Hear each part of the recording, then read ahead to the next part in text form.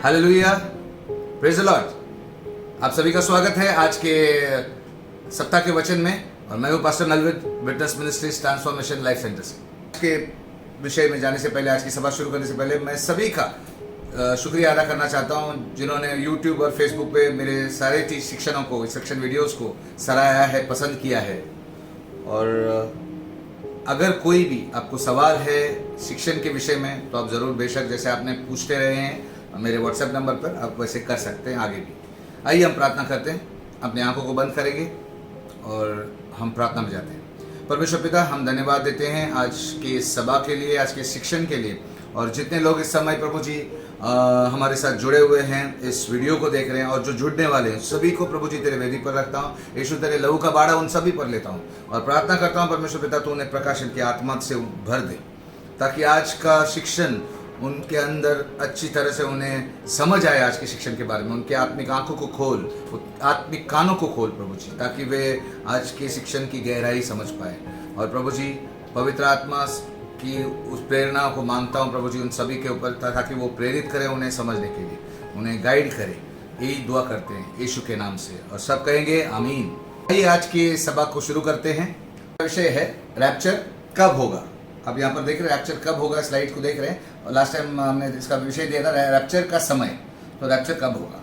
हमने गए समय पर, गए हफ्ते में जब ये शिक्षण शुरू किया था, उसके पहले तो हमने देखा था कि इसे 4 भाग में मैं लूँगा। मैं इसे बताया था कि 4 भाग में आपको इस शिक्षण को लूँगा, और ये 4 भाग इस तरह से: रैप्चर और पुनरुत्थान, गौरवशाली महिमा शरीर, और आज हम तीसरे विषय पर है जो है रैप्चर कब होगा, और चौथा होगा पुनरुत्थान का क्रम। लेकिन ये जो आज का विषय है रैप्चर कब होगा, ये मैं 3 भागों में और 3 भागों में लेने वाला हूँ, क्योंकि इसे समझने के लिए गहराई में जाना है तो आपको पूरी तरह समझना होगा। तो मैं नहीं चाहता कि शिक्षण को दौड़ाऊं, मैं नहीं चाहता भगाऊं, मैं चाहता हूं कि आप अच्छे तरह समझ जाए कि रैप्चर कब होगा। इस विषय में जानने के लिए हमें 3 विषयों को जानना होगा। तो ये तीसरा विषय को भी हम 3 भाग में बांटने वाले हैं। तो आज का विषय है, अगर आप देखेंगे ये समय रैप्चर का समय है, आज का मेरा विषय होगा 3 व्यूज ऑफ रैप्चर, यानी हिंदी में अगर कहेंगे तो रैप्चर के 3 दृष्टिकोण। और ये 3 दृष्टिकोण क्या है? पहला दृष्टिकोण है प्री ट्रिब्यूलेशन, दूसरा दृष्टिकोण है मिड ट्रिब्यूलेशन, और तीसरा दृष्टिकोण है पोस्ट ट्रिब्यूलेशन। और आज हम सीखने वाले हैं इसके बारे में। और अगले हफ्ते हम रैप्चर और डे ऑफ द लॉर्ड, यानी हिंदी में अगर इसे कहें तो हमें रैप्चर को समझने के लिए हमें समझना होगा कि प्रभु का दिन क्या है। तो हम प्रभु के दिन के विषय में सीखने वाले अगले सप्ताह में, क्योंकि ये रैप्चर से तालमेल रखता है, रैप्चर से ताल्लुक रखता है। और आखिरी सप्ताह में,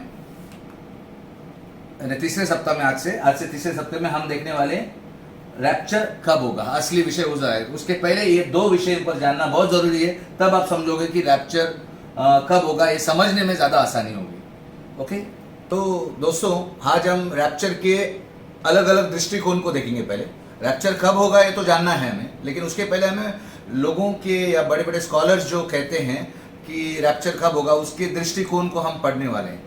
और मेरा वही विषय है कि 3 दृष्टिकोण क्या है। लेकिन उसके पहले इस बात में कोई बहस नहीं कि रैप्चर होगा कि नहीं। रैप्चर होगा, ये तो हमने लास्ट टाइम स्पष्ट तरफ से देखा कि रैप्चर तो होने वाला है, कलीसिया का उठाया जाना होगा, इसमें कोई बहस नहीं। लेकिन प्रश्न ये है हमारा कि रैप्चर कब होगा। इसमें बहुत सी विचारधाराएं हैं कि जो कलयुग की समाप्ति का जो आखिरी 7 साल होंगे, जिसमें शांति प्रस्ताव मसीह विरोधी इजरायली और फलस्तीनियों के बीच में करने वाला है, उस दरमियान लोग कहते हैं अलग अलग जगहों पर रैप्चर हो सकता है। तो उसके बारे में हम सीखने वाले हैं। लेकिन रैप्चर होगा कि नहीं, इस पर कोई बहस नहीं। रैप्चर कब होगा, हाँ, इस बात बारे में बहुत सारे विचारधारा हैं।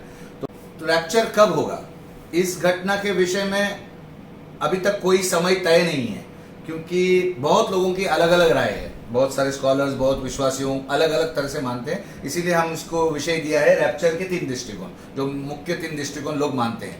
लेकिन हम यीशु की बात पर जाते हैं। यीशु ने क्या कहा है लूका 12:40। आइए देखते हैं लूका 12:40, जरा पढ़ेंगे मेरे लिए पास्टर रूथ। लूका 12:40, तुम भी तैयार रहो, क्योंकि जिस घड़ी तुम सोचते भी नहीं उस घड़ी मनुष्य का पुत्र आ जाएगा। तो यहाँ पर साफ दिखाई दे रहा है, यीशु मसीह स्वयं बोल रहा है कि तैयार रहो, हमें तैयार रहना है कि किसी भी घड़ी हो सकता है, हम सोचते भी नहीं हैं उस समय भी हो सकता है। तो हमें इसमें ऐसा नहीं सोचना है कि इसी समय आएगा, लेकिन हम आगे देखेंगे, वचनों से पता लगाएंगे कि कब होगा। ओके, तो सवाल ये है कि रैप्चर कब होगा। आमतौर पर विश्वास करने वाले 3 प्रकार के दृष्टिकोण मानते हैं, जैसा मैंने अभी भी बताया। और वो 3 दृष्टिकोण क्या है? पहला दृष्टिकोण को अक्सर कहा जाता है प्री ट्रिब्यूलेशन। अभी मैंने यहाँ जैसा अंग्रेजी शब्द है, इंग्लिश में जो कहा जाता है प्री ट्रिब्यूलेशन, वही लिखा है। अब ट्रिब्यूलेशन का मतलब है क्लेश का समय। मैंने कहा वो 7 साल जो है वो क्लेश का समय कहा जाता है। बहुत विश्वासी लोग इस बात को जानते हैं, जो कलयुग का आखिरी 7 साल, जब मसीह विरोधी एक शांति प्रस्ताव बनाया, कई लोगों के साथ शांति प्रस्ताव का वाचा बांधेगा, यानी एक पीस ट्रीटी लाएगा, और वो भी इजरायली लोगों के और फिलिस्तीनी देशों के साथ। और वो 7 साल बहुत मायने रखते हैं बाइबल के अनुसार, और वो आखिरी 7 साल है। तो कई लोगों का कहना है प्री ट्रिब्यूलेशन, यानी क्लेश के 7 साल शुरू होने से पहले रैप्चर होगा। तो मैंने ये शब्द वही रखे हैं, ट्रिब्यूलेशन। तो आप समझ जाना, मतलब क्लेश के पहले, प्री ट्रिब्यूलेशन यानी क्लेश के पहले, 7 साल के पहले। तो प्री ट्रिब्यूलेशन यानी रैप्चर जो 7 साल का क्लेश के समय के शुरू होने से पहले होगा। और इस तरह से हम दुनिया भर में होने वाले परमेश्वर के क्रोध को और मसीह विरोधी के शासन काल को अनुभव नहीं करेंगे। इस दृष्टिकोण के अनुसार 2 चीजें हैं, ये 7 साल के पहले होगा, इसमें जो परमेश्वर का क्रोध जो आखिरी 3.5 साल में गिरने वाला है इस दुनिया पर, वो उसमें हम नहीं रहेंगे, वो अच्छी बात है। दूसरा बात, मसीह विरोधी जब उस आखिरी 3.5 साल में उसका शासन काल रहेगा, बाइबल कहता है वो आखिरी 3.5 साल मसीह विरोधी का शासन काल है, उसमें भी हम नहीं रहेंगे। तो ये प्री ट्रिब्यूलेशन वाले कहते हैं, ये सोच है। दूसरी सोच है मिड ट्रिब्यूलेशन, यानी दूसरा दृष्टिकोण है मिड ट्रिब्यूलेशन, यानी 7 साल के क्लेश के बीचों बीच रैप्चर हो जाएगा, यानी कलीसिया का उठाया जाना होगा। रैप्चर जो 7 साल के क्लेश के बीच होगा और मसीह विरोधी का शासनकाल शुरू होने से पहले होगा, मतलब हम महान क्लेश को अनुभव नहीं करेंगे। तो इसमें भी कहा जाता है कि महान क्लेश को हम अनुभव नहीं करेंगे, क्लेश के पहले हम उठा लिए जाएंगे, और परमेश्वर के क्रोध से पहले उठा लिए जाएंगे। ये हुआ 2। अब तीसरा है पोस्ट ट्रिब्यूलेशन, यानी पोस्ट यानी पीछे, यानी 7 साल का जो क्लेश है, क्लेश जैसे 7 साल समाप्त होते हैं उसके बाद, उसके पश्चात कलीसिया उठा ली जाएगी, यानी रैप्चर पोस्ट ट्रिब्यूलेशन, यानी पोस्ट महाक्लेश के बाद। तो ये रैप्चर जो 7 साल के क्लेश और मसीह विरोधी के शासन काल में ठीक बाद होगा। इसका मतलब है हमें परमेश्वर से क्रोध से गुजरना होगा, हमें मसीह विरोधी के शासन काल से गुजरना होगा। तो ये 3 मुख्य विचारधाराएं आज दुनिया में बहुत से मसीह लोग इस 3 विचारधाराओं में से एक को मानते हैं। तो मेरा आज का शिक्षण, मेरा विषय जो है रैप्चर कब होगा, ये जानने के लिए मैंने कहा मैं 3 अलग अलग विषयों पर आपसे बात करूंगा। जो आज का है दृष्टिकोण के बारे में, तो आपको ये तीनों दृष्टिकोण जानने होंगे कि क्या कहते हैं दृष्टिकोण, और वचन के अनुसार आज हम उसका तर्क देखेंगे, उसका स्टडी करेंगे। और दूसरा में होगा डे ऑफ द लॉर्ड, यानी प्रभु का दिन, जो हमेशा रैप्चर से जुड़ा हुआ है।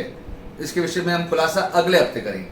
और तीसरा है, असली में हम देखेंगे तीसरे हफ्ते में रैप्चर कब, कौन से समय पे होगा। ये 3 विचारधाराओं से होगा, यानी 3 समय जो बताए गए इनके अनुसार होगा, या कोई सोच है या और कुछ समय है, बाइबल क्या बताती है इसके विषय में हम जानेंगे।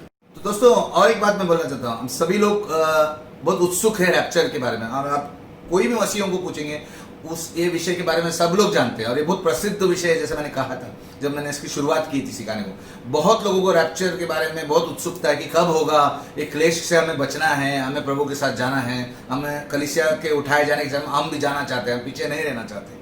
तो इसके बारे में अगर आपको और ज़्यादा जानना है और बारीकी से जानना है, तो हर बुधवार को 8 बजे इस वीडियो को ज़रूर देखना। जो आने वाले जो सीरीज़ है उसको ज़रूर देखना और गौर से देखना, क्योंकि आपको इसमें आपके प्रश्नों के उत्तर मिलेंगे।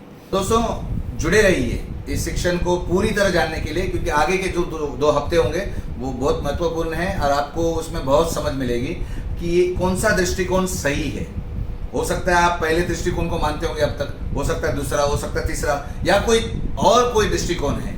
इसके बारे में ये 3 हफ्ते में आपको एकदम बारीकी से पता चलेगा। और ये वचन के अनुसार होगा, मेरे अनुसार नहीं बल्कि वचन के अनुसार। तो इसीलिए जुड़े रहिए, बीच बीच में आधा वीडियो मत देखिए, आधा शिक्षण को मत देखिए, पूरी तरह से आज का भी शिक्षण और आने वाले शिक्षण, ताकि आपको पूरी तरह से समझना है। तो आइए हम आगे बढ़ते हैं इन 3 दृष्टिकोण पर। इंग्लिश वाले यहाँ पर पढ़ सकते हैं।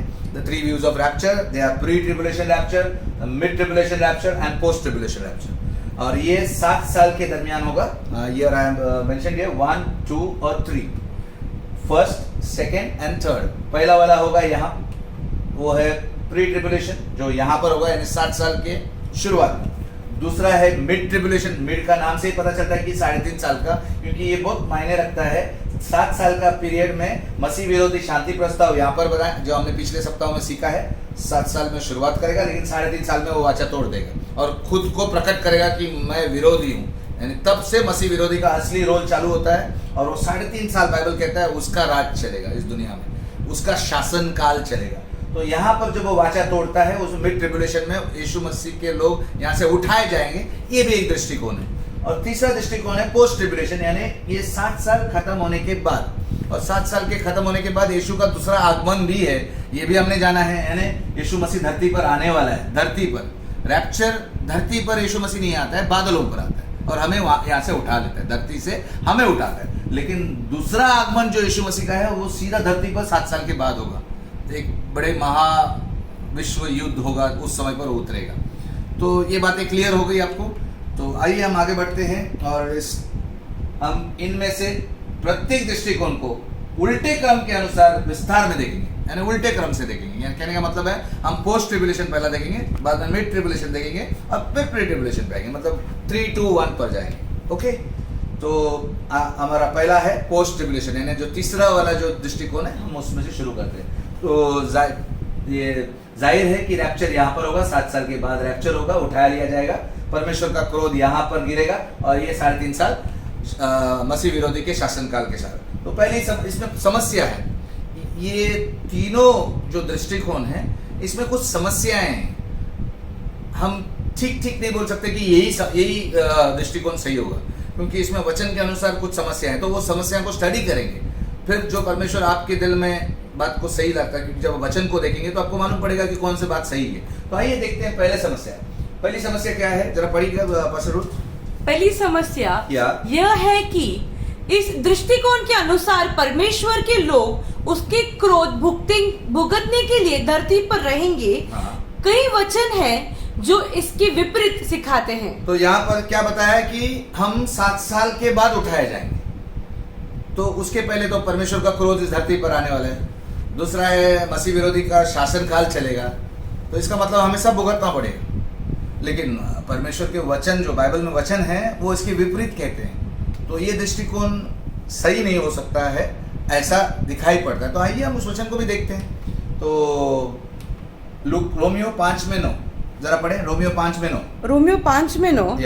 तो जबकि हम अब उसके लहू के कारण धर्मी ठहरे, तो उसके द्वारा परमेश्वर के क्रोध से क्यों नहीं बचेंगे। यानी बाइबल कहता है अगर परमेश्वर के लहू के कारण, उसने जो बलिदान किया उससे हमको सही किया, राइट किया, हम गलत थे, पापी थे, हमें माफ किया, क्षमा मिली, हमें राइट कर दिया, हमारे पर कोई दंड की आज्ञा नहीं है, तो फिर परमेश्वर के क्रोध से क्यों नहीं बचेंगे। जब परमेश्वर का क्रोध दुनिया पर गिरने वाला है पापी लोगों पर, तो क्यों नहीं हम बचेंगे। तो ये वचन के अनुसार वो दृष्टिकोण में ये समस्या है। उसमें तो कहते हैं कि हमें इस संसार में जो क्रोध आने वाला है उसमें से गुजरना होगा। तो ये वचन सही नहीं पड़ता। लेकिन हम एक वचन नहीं, 2 वचन देखते हैं, क्योंकि कोई भी बात साबित करने के लिए 2 वचनों का होना जरूरी है, 2 साक्षियों का होना जरूरी है। तो दूसरा वचन है 1 थिस्सलुनीकियों की पुस्तक में 1 अध्याय 10वां वचन। ये भी पौलुस कहता है, उसके पुत्र के स्वर्ग पर से आने की प्रतीक्षा करते रहो। मतलब यीशु मसीह आने वाला है, ये बात उसकी प्रतीक्षा करो, अर्थात यीशु का प्रतीक्षा करो। ओके, समझ में आया, जो हमें आने वाले प्रकोप से बचाता है। यानी पौलुस भी कहता है वो हमें आने वाले प्रकोप से बचाने के लिए आता है। तो इसका अर्थ क्या हुआ कि हमें प्रकोप से पहले निकाल देगा वो। तो ये दृष्टिकोण जो है, तीसरा दृष्टिकोण का, ये पहली समस्या है, बड़ी समस्या है, जो वचन से मेल नहीं खाती। तो मैं क्या कह रहा हूँ कि हमारा जो ये दृष्टिकोण के अनुसार रैप्चर 7 साल के बाद नहीं हो सकता, उसके पहले होना होगा। तो ये 2 वचन के अलावा भी 3 बहुत सारे वचन हैं, लेकिन मैं उन्हें यहाँ पर नहीं लिखा है, हम पढ़ सकते हैं। आइए हम पढ़ते हैं। आपके बाइबल्स आपके हाथ में, मैं विश्वास करता हूँ, क्योंकि मैंने कहा था हमेशा बाइबल खोले रखिए, या जब तक यहाँ पर स्लाइड्स पर है तो आप स्लाइड्स पर देख सकते हैं, लेकिन मैं जो वचनों को बोलूंगा कुछ वचन वो आप वहां से पढ़ना। तो आइए 1 थिस्सलुनीयन 5वां अध्याय 9वां वचन हम बाइबल से पढ़ते हैं। 1 थिस्सलुनीयन 5वां अध्याय 9वां वचन। आप अपना बाइबल खोलिए प्लीज। 1 थिस्सलुनीयन 5वां अध्याय 9वां वचन। यस, 1 थिस्सलुनीयन 5:9, क्योंकि परमेश्वर ने हमें प्रकोप के लिए नहीं परंतु हमारे प्रभु यीशु के द्वारा उद्धार प्राप्त करने के लिए ठहराया है। तो यहाँ पर साफ दिखाई देता है वापस फिर से एक बार कि परमेश्वर ने हमें प्रकोप के लिए यहाँ पर धरती पर नहीं रखा है। क्लियर है? और एक वचन में देखते हैं, प्रकाशित वाक्य 3:10, और ये तो यीशु के स्वयं के शब्द है। हमने पौलुस के शब्द देखे, 3 शब्द पौलुस के पत्रियों में अलग अलग देखे। अब हम यीशु के शब्द यूहन्ना के लिए जो बताता है वो प्रकाशित वाक्य 3:10। प्रकाशित वाक्य 3:10, हाँ, इसीलिए कि तूने मेरे धैर्य के वचन का पालन किया है, मैं भी परखे जाने की घड़ी में तुझे बचा रखूंगा, अर्थात उस घड़ी में जो सारे संसार पर आने वाली है, हाँ, कि पृथ्वी के निवासी परखे जाए। यानी इस धरती पर एक बड़ा क्रोप आने वाला है, वो अत्यंत भयंकर होगा, उससे मैं तुझे बचाए रखूंगा, ऐसा यीशु मसीह स्वयं कहता है। अब यीशु मसीह से बढ़कर तो हम आगे बढ़ नहीं सकते, यीशु मसीह का वचन ही सिद्ध वचन है। फिर भी एक और वचन देखते हैं, जब यीशु मसीह धरती पर था तभी उसने कहा, लूका 21वां अध्याय 36वां वचन, पद 36 में जाएंगे। Luke chapter 21 verse 36। परंतु हाँ, तुम हर समय सावधान होकर प्रार्थना यीशु में मसीह कहता है कि हर समय प्रार्थना में लगे रहो, जिससे कि इन सब बातों से बच निकलने और मनुष्य की पुत्र के सामने। ओके, इन सब बातों से बच निकलने, यानी उसके पहले वो कुछ बातों के बारे में बात कर रहा है कि दुनिया पर आने वाली है। इन सब से बचने के लिए तुम प्रार्थना में लगे रहो और अपने आप को बचाए रखो, ताकि भरमाए नहीं जाओ, ताकि मनुष्य के पुत्र के सामने, आगे लिखा है, मनुष्य के पुत्र के सामने हाँ, खड़े होने के लिए तुम में सामर्थ हो। यानी तुम शक्तिशाली हो उस समय पर कि यहाँ से रैप्चर से निकल जाए, यानी कलीसिया का उठाए जाने समय आप उस उठाए जाने के समय तैयार रहो। और यीशु मसीह ने, पहला मैंने आपको कहा था ना, एक वचन यीशु मसीह ने कहा, तैयार रहो, जो घड़ी तुम सोच भी नहीं सकते हो, कल्पना भी नहीं कर सकते, उस समय मैं आऊंगा। तो इसे हमें एक बात है कि तैयार रहना है, रैप्चर चाहे पहला हो, बीच में हो या लास्ट में हो। लेकिन एक बात साबित होती है कि लास्ट में तो नहीं हो सकता है, क्योंकि हम प्रकोप में हम नहीं रहेंगे। जो विश्वासी लोग हैं प्रकोप के समय यहाँ पर नहीं रहना चाहिए। तो इसीलिए मैंने पहले पोस्ट ट्रिब्यूलेशन से शुरू किया, यानी जो तीसरा नंबर वाला सोच है उससे शुरू किया। और इससे पता चलता है ये 5 वचनों से कि हमें उस समय पर परमेश्वर नहीं चाहता है कि हम उस क्रोध में, उस प्रकोप में रहें। तो इसका अर्थ है कि ये सोच, ये दृष्टिकोण जो पोस्ट ट्रिब्यूलेशन कहते हैं, 7 साल के बाद कलीसिया का उठाया जाना, ये सही नहीं लग रहा है। बट आगे और बात देखते हैं। दूसरी समस्या क्या है? दूसरी समस्या यह है कि यदि 7 वर्ष के अंत में रैप्चर होता है, अगर इस सोच के अनुसार, तो उस दिन का अंदाजा लगाया जा सकता है। यह भी वचन के विपरीत है। मतलब हमें मालूम है, अगर मसीह विरोधी ने 7 साल का शांति प्रस्ताव इजरायली लोगों के और अरबी लोगों के बीच में एक शांति प्रस्ताव रखा है, वाचा बांध दी है, वो एग्रीमेंट बना है, पीस ट्रीटी बनी है, तो हमें पता है कि 7 साल गिरना है, तब तैयार रहना है कि प्रभु आने वाला है उठाने के लिए हमें। तो क्या ये वचन में है? आइए देखते हैं। मरकुस 13:32, और ये स्वयं यीशु के शब्द है। मरकुस 13:32। मरकुस 13:32, या उस दिन या उस समय के विषय में कोई नहीं जानता। यीशु कह रहा है, ये मैं कह रहा हूं, ध्यान दीजिएगा, यीशु कह रहा है मरकुस में, उस दिन यानी रैप्चर का दिन या उस समय के विषय में कोई नहीं जानता, न स्वर्ग के दूत, न यीशु मसीह पुत्र, परंतु केवल पिता जानता है। यानी यीशु मसीह स्वयं बोलता है कि ना मुझे मालूम है, ना स्वर्गदूतों को मालूम है, ये सिर्फ पिता को मालूम है। इसीलिए दृष्टिकोण इतने सारे क्यों हैं? क्योंकि कहीं भी वचन में नहीं लिखा है कि मैं एक समय पर आऊंगा, यानी एक पॉइंट नहीं कर सकते हम। इसीलिए हम इस दृष्टिकोण को स्टडी कर रहे हैं कि कौन सा सही हो सकता है। हाँ, ये बात और है कि यीशु ने बोला कि तैयार रहो, हमें तैयार रहना है। लेकिन अगर थोड़ा जानने के लिए कि कौन सा सही हो सकता है, इसीलिए हम स्टडी कर रहे हैं कि रैप्चर का समय क्या होगा, रैप्चर कब होगा। तो आपने यीशु मसीह का शब्द सुने कि केवल पिता जानता है। बट ये जो समस्या है, दूसरी समस्या है। आगे बढ़ते हैं हम। और देखते हैं कि तीसरी समस्या क्या है। इसमें तीसरी समस्या भी है कि न्याय आसन के सामने होना और मेमने का विवाह इस समय में गड़बड़ी है। मैं क्या कह रहा हूं फिर से एक बार, तीसरी समस्या इसमें क्या है, अगर हम 7 साल के बाद उठाए जाते बोलते हैं, लेकिन 7 साल के बाद प्रभु यीशु नीचे आने वाला है और बाइबल कहता है कि परमेश्वर के लोगों को यानी मंडली को जब यहां से उठाया लिया जाएगा वो उसकी दुल्हन है और मेमना जो है यीशु मसीह है, तो मेमने का एक विवाह होने वाला है। हम जब यहाँ पर मैं आपको एक बात बताना चाहता हूँ, जब हम यीशु मसीह को स्वीकारते हैं ये एक तरह से हमारी मंगनी होती है, क्या बोलते हैं उसे, करार होता है, यानी एंगेजमेंट बोलते हैं ना इंग्लिश में। तो हम यीशु मसीह के साथ एंगेजमेंट, वो हमारा दूल्हा और हम उसकी दुल्हन। लेकिन असली जो विवाह है बाइबल में कहता है कि मेमने का विवाह, the marriage of the lamb, ये स्वर्ग में पिता के सामने होगा, यानी पिता के घर में होगा, उधर होगा, धरती पर नहीं होगा, ये स्वर्ग में होगा। तो अगर यीशु मसीह स्वर्ग छोड़कर धरती पर आने के लिए दूसरा आगमन में 7 साल के बाद उतर रहे और हम भी 7 साल में ऊपर ही जा रहे, तो फिर वो किसके साथ विवाह कर रहे हैं और विवाह कहाँ होगा? आप धरती पर है तो विवाह कहाँ से होगा? और दूसरी बात, विवाह से पहले एक बात और होती है, फिर से पढ़ना जरा ये तीसरी समस्या। तीसरी समस्या यह है कि मसीह के न्याय आसन के सामने होना। मसीह के न्याय आसन के सामने एक आसन है जो स्वर्ग में, जिसे मसीह का आसन कहते हैं, न्याय आसन कहते हैं, the judgment seat of Christ. In English it is called the judgment seat of Christ, और in some Bibles it is called bema seat judgment. Bema seat judgment ये यूनानी शब्द में है, लेकिन सरल शब्दों में मसीह का न्याय आसन यानी न्याय करने वाला है। अब मसीह किसका न्याय करेगा? उसी के विश्वासियों का। अब ये न्याय दंड के लिए नहीं है, ये न्याय पुरस्कार देने के लिए। और इसके विषय में मैंने कई टीचिंगों में बताया है कि वो हमें मुकुट देगा। इसके विषय में एक वीडियो बनाएंगे, एक शिक्षण करेंगे उसके कि मुकुट कौन से हैं। लेकिन फिलहाल के लिए इतना ध्यान रखिए कि जब मंडली जब यहाँ से कलीसिया उठा ली जाएगी, रैप्चर हो जाएगा, आरोहण हो जाएगा, तो वहां पर यीशु मसीह के न्याय आसन के सामने हम खड़े होंगे और हमारे कामों के अनुसार, धरती पर जो हमारे कामों के अनुसार, आज्ञाकारिता निभाने के अनुसार हमें पुरस्कार मिलेंगे मुकुट के अनुसार। अलग अलग मुकुट बाइबल में वर्णन किया गया है, आज हम उसके विषय में नहीं सीखना, लेकिन इतना मालूम है कि हमें मुकुट देने वाले। लेकिन अगर इस दृष्टिकोण के अनुसार हम 7 साल तक यहीं पर है धरती पर और यीशु मसीह बाद में धरती पर उतर रहा है, तो फिर न्याय आसन के सामने कौन खड़ा है? हम कहाँ जाएंगे? अगर यीशु इधर ही आने वाला है तो कैसा होगा हमारा न्याय? दूसरा बात, हम उसके विवाह कैसे करेंगे? ये दोनों में समस्या या गड़बड़ी है। और इसको यदि ईश्वर के संत, यहाँ पर जरा पढ़ेंगे, यदि ईश्वर के संत विश्वासी, ईश्वर के संत यानी विश्वासी अभी भी यीशु के दूसरे आगमन तक पृथ्वी पर ही है, तो मैंने जैसे कहा था, मसीह के न्याय आसन के सामने और मेमने के विवाह के कैसे भाग ले सकते हैं?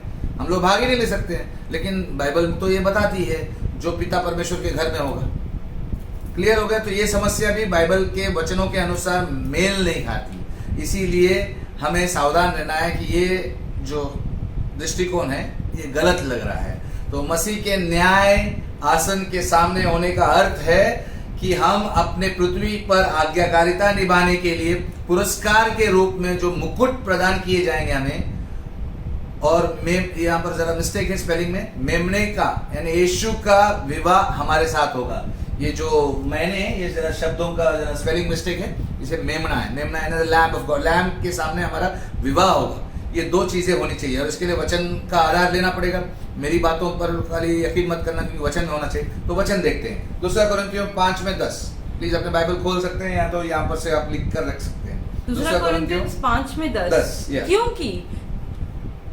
क्योंकि हम सबको मसीह के न्याय आसन के सामने उपस्थित होना आवश्यक है कि हर एक व्यक्ति अपने अपने भले बुरे कामों का बदला जो उसने देह के द्वारा किया हो पाए। यानी बाइबल क्लियरली बताया है कि हमें न्याय आसन के सामने उपस्थित होना पड़ेगा, हम सबको, सब विश्वासियों को, हर एक विश्वासी को। और कभी होगा रैप्चर में जब हम यहाँ से उठा लिए जाएंगे तो वहां पर उस न्याय आसन के सामने जाएंगे। पहला चीज होगा हमारा पुरस्कार, जो हमने यहाँ पर आज्ञाकारिता निभाए, अलग अलग मुकुट है, तो वो मुकुटों के विषय में हम कभी सीखेंगे। लेकिन अभी इस तस्वीर को खाली देख सकते हैं, यहाँ अलग अलग किस्म के मुकुट है। जीवन का मुकुट है, धार्मिकता का मुकुट है, नाश नहीं होने वाला मुकुट है, आनंद का मुकुट है, महिमा का मुकुट है। और ये तो कांटों का मुकुट तो यीशु ने पहना था, लेकिन ये स्वयं हमें भी मुकुट देने वाला है, लेकिन कांटों का नहीं देगा, अच्छे मुकुट देगा। तो हमें ये कमाने हैं, हमें ये पाने हैं, अगर हम धरती पर रहेंगे और बाद में रैप्चर होगा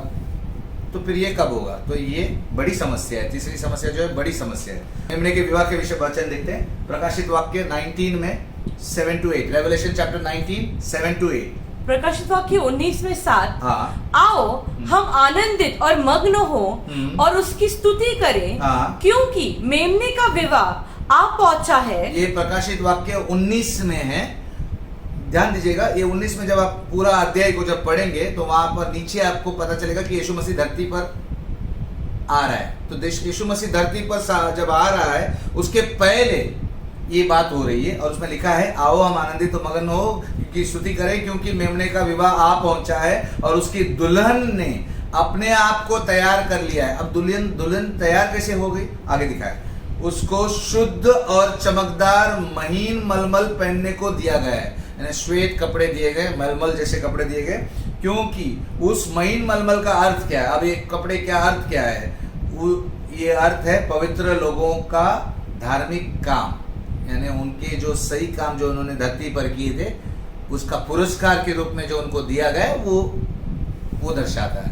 यानी दुल्हन तैयार हुई। यहाँ पर मैंने आपको एक तस्वीर दिखाई। यहाँ पर यीशु मसीह है और ये उसकी दुल्हन मतलब एक नहीं, हम सब उसकी दुल्हन है, हम सब लोग उसमें उस दुल्हन में शामिल होते हैं और यीशु मसीह हमारा दूल्हा है। कुछ क्लियर हो गया? तो हमारा उधर होना जरूरी है, स्वर्ग में होना जरूरी है यीशु का धरती पर आने से पहले। तो ये जो विचारधारा है, ये जो दृष्टिकोण है, वचन के अनुसार पूरा नहीं होता, यानी खरा नहीं ठहरता। और एक चौथी समस्या जैसे मैंने कहा, वो समस्या ये है कि यीशु के दूसरे आगमन पर यीशु के साथ आने वाली संतों के बारे में बाइबल में कहा है। जैसे हमने चौथी समस्या में देखा कि यीशु के साथ आने वाले संतों के बारे में बाइबल में वर्णन किया है। यानी बाइबल कहता है कि हम जो विश्वासी है, जब यीशु धरती पर 7 साल के बाद आएगा, दूसरा आगमन होगा, उस समय उसके संत यानी उसके विश्वासी उसके साथ होंगे। लेकिन इस दृष्टिकोण में हम धरती पर ही है, उसके बाद उठाए जाएंगे, तो ये सही नहीं होता, क्योंकि वचन कहता है कि हमें उसके साथ आना है धरती पर, तो उसके पहले हमें उठाया जाना होना चाहिए, क्योंकि इसका वचन में ये बात उल्लेख है। अगर हम ज़करयाह में जाते हैं, ज़करयाह 14 में 5, ज़करयाह 14 में 5 आप निकाल सकते हैं। मैं आपको 3 आज वचन दूंगा और तीनों से साबित करते हैं। उससे बहुत सारे वचन, लेकिन हम 3 एक पुराने करार में जाएंगे। ज़करयाह 14वां अध्याय 5वां वचन, तब मेरा परमेश्वर यहोवा आएगा और सब पवित्र लोग उसके साथ होंगे। ये जुने करार में यानी पुराने करार में है, जहाँ पर भविष्यवाणी कर रहा है ज़करयाह कि परमेश्वर यहोवा धरती पर आएगा और उसके पवित्र लोग उसके साथ होंगे। अगर पवित्र लोग धरती पर है तो ये भविष्यवाणी झूठी ठहरती है, ऐसा तो हो नहीं सकता। अगर ये बात सच है तो हम उसके पहले स्वर्ग में होने चाहिए, हमारा आरोहण पहला होना चाहिए, हमारा रैप्चर पहला होना चाहिए। तो ये सोच जो है गलत साबित होती है। और एक वचन में देखेंगे, और एक वचन को देखते हैं, प्रकाशित वाक्य। ये तो स्वयं प्रकाशन देने वाला वचन है। प्रकाशित वाक्य 19 में 14, मेमने का विवाह हो चुका है, मुकुट दिए गए हैं, जैसे हमने अभी 19 में 7-8 पढ़े थे। अब 14वां वचन, आइए प्रकाशित वाक्य 19 में 14।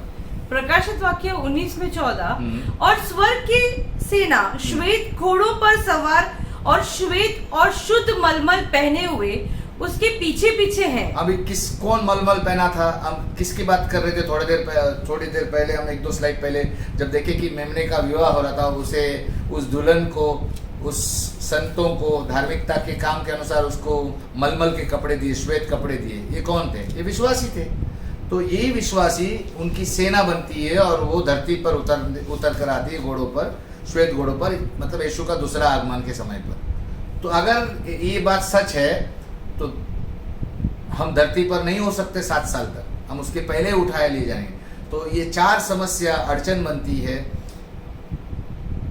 कि हम उस समय धरती पर रहेंगे और पोस्ट ट्रिब्यूलेशन यानी कलेश के बाद 7 साल के बाद हम उठा लिए जाएंगे। ये उचित नहीं है, ये सही नहीं है दृष्टिकोण, ये गलत दृष्टिकोण है।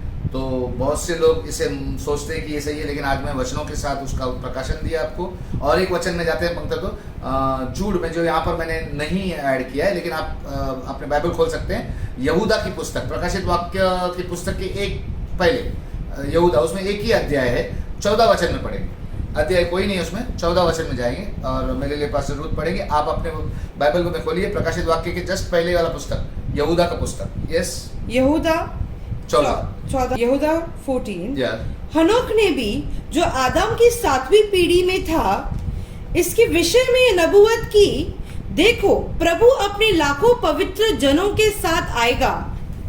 प्रभु अपने लाखों पवित्र जनों के साथ आएगा। तो ये इस बात में कोई दो राय नहीं है। हमने 3 वचन देखा, और भी बहुत सारे वचन है, लेकिन 3 वचनों से ये पता चला कि प्रभु दूसरे आगमन में, मतलब धरती पर आने से पहले, अपने धरती पर आने से समय अपने संतों के साथ आएगा।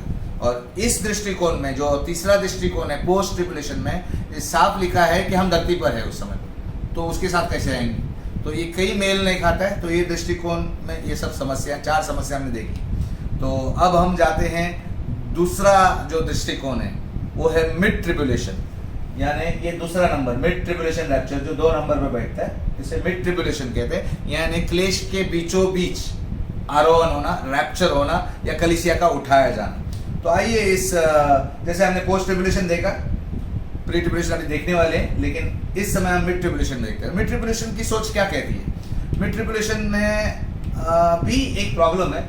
इस दृष्टिकोण में अभी भी समय का समस्या का हल नहीं हुआ है। 4 समस्या में हमने एक समस्या पोस्ट ट्रिब्यूलेशन में क्या देखी थी? समय का, कि 7 साल गिनेंगे तो मालूम पड़ेगा 7 साल की वाचा बांधने के बाद हमने सिर्फ गिनना है कि 7 साल कभी समाप्त होते हैं और यीशु आ जाएगा हमें ले जाने के लिए, तो समय गिनना है। लेकिन यीशु ने स्वयं खुद कहा है कि वो घड़ी मैं भी नहीं जानता, ना स्वर्गदूत जानते हैं, सिर्फ पिता जानता है। तो इसमें तो और भी आसान है। आपने तो 1260 दिन या 3.5 साल गिनना है शुरू होने के बाद। 7 साल की वाचा जब मसीह विरोधी अरबी देशों के साथ, इजराइल के साथ बांधेगा, ये करार करेगा, उसके बाद हमें ये सब न्यूज़ में तो पता चलेगा। उसके बाद हमें सिर्फ 1260 दिन गिनने या 3.5 साल गिनने, मालूम है कि यीशु मसीह हमें उठाने ले जाना है। तो ये भी गलत होता है, क्योंकि वचन ऐसा नहीं कहता है। यीशु मसीह के मुंह से हमने सुना कि तुम वो दिन नहीं जानते, स्वर्गदूत नहीं जानते, मैं नहीं जानता, सिर्फ पिता जानता है। तो ये भी वचन के विपरीत होगा, क्योंकि वापस मैं वो वचन को डाल रहा हूँ, मरकुस 13:32। उस दिन या उस समय के विषय में कोई नहीं जानता, ना स्वर्गदूत ना स्वयं पुत्र, बल्कि सिर्फ पिता जानता है। तो अब रह गया एक दृष्टिकोण, पोस्ट हुआ, मिड हुआ, अब हम जाने वाले प्री ट्रिब्यूलेशन में। फिर से एक बार ध्यान दीजिएगा, हमने पोस्ट का देखा, 4 समस्या देखी, मिड का अभी भी वो समय वाला समस्या है, और प्री ट्रिब्यूलेशन अब रह गया। तो हम अभी प्री ट्रिब्यूलेशन में जाते हैं। प्री ट्रिब्यूलेशन यानी क्लेश के समय से पहले, पहला वाला सोच।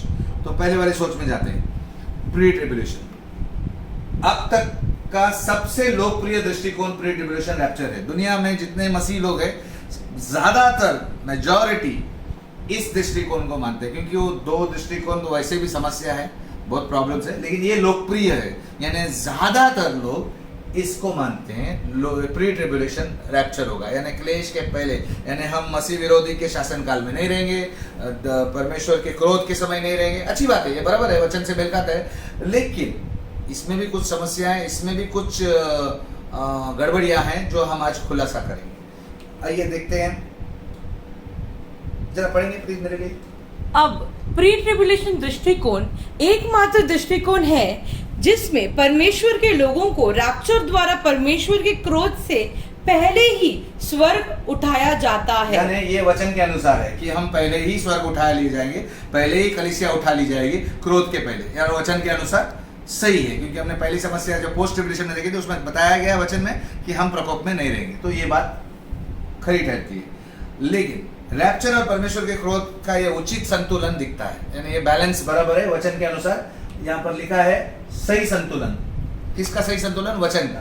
परमेश्वर का रात, परमेश्वर का क्रोध गिरेगा, God's wrath, and the people will be delivered from God's, deliverance of God's people, यानी मसीह लोग यहाँ से उठा लिए जाएंगे जब यहाँ पर क्रोध, धरती पर परमेश्वर का क्रोध आएगा। तो ये संतुलन सही है। तो ये बात आप अगर देख सकते हो, इधर संतुलन सही हो जाता है। तो इसीलिए लोकप्रिय दृष्टिकोण है। ये जो पहला प्री ट्रिब्यूलेशन वाला सोच है, ये ज्यादातर मसीह लोग मानते हैं 100। तो दोस्तों, पहली सोच जो बोलते हैं ना प्री ट्रिब्यूलेशन, जो हम देख रहे हैं अभी, इसमें ही सही संतुलन है इस बातों का कि क्रोध के समय पर हम धरती पर नहीं रहेंगे, परमेश्वर हमें उठा ले जाएगा। तो ये बात सबके जहन में है कि ये सोच अच्छी सोच है, ये सही सोच है, यानी हम 7 साल के पहले उठा ली जाएंगे। लेकिन जैसे मैंने कहा, ये दृष्टिकोण में भी कुछ समस्या है। इसमें अनुमान है, ऐसा अनुमान माना जाता है, एजम्पशंस इंग्लिश में कहते हैं, there are some assumptions, they have assumed it will be like this.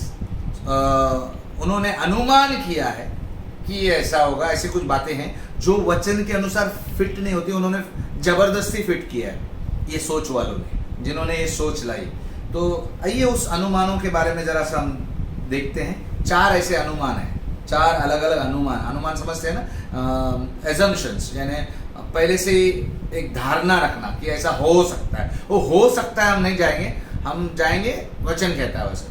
तो आइए, जो प्री ट्रिब्यूलेशन रैप्चर का आधार बनते हैं ये 4 अनुमान में से पहला अनुमान क्या है, पढ़े।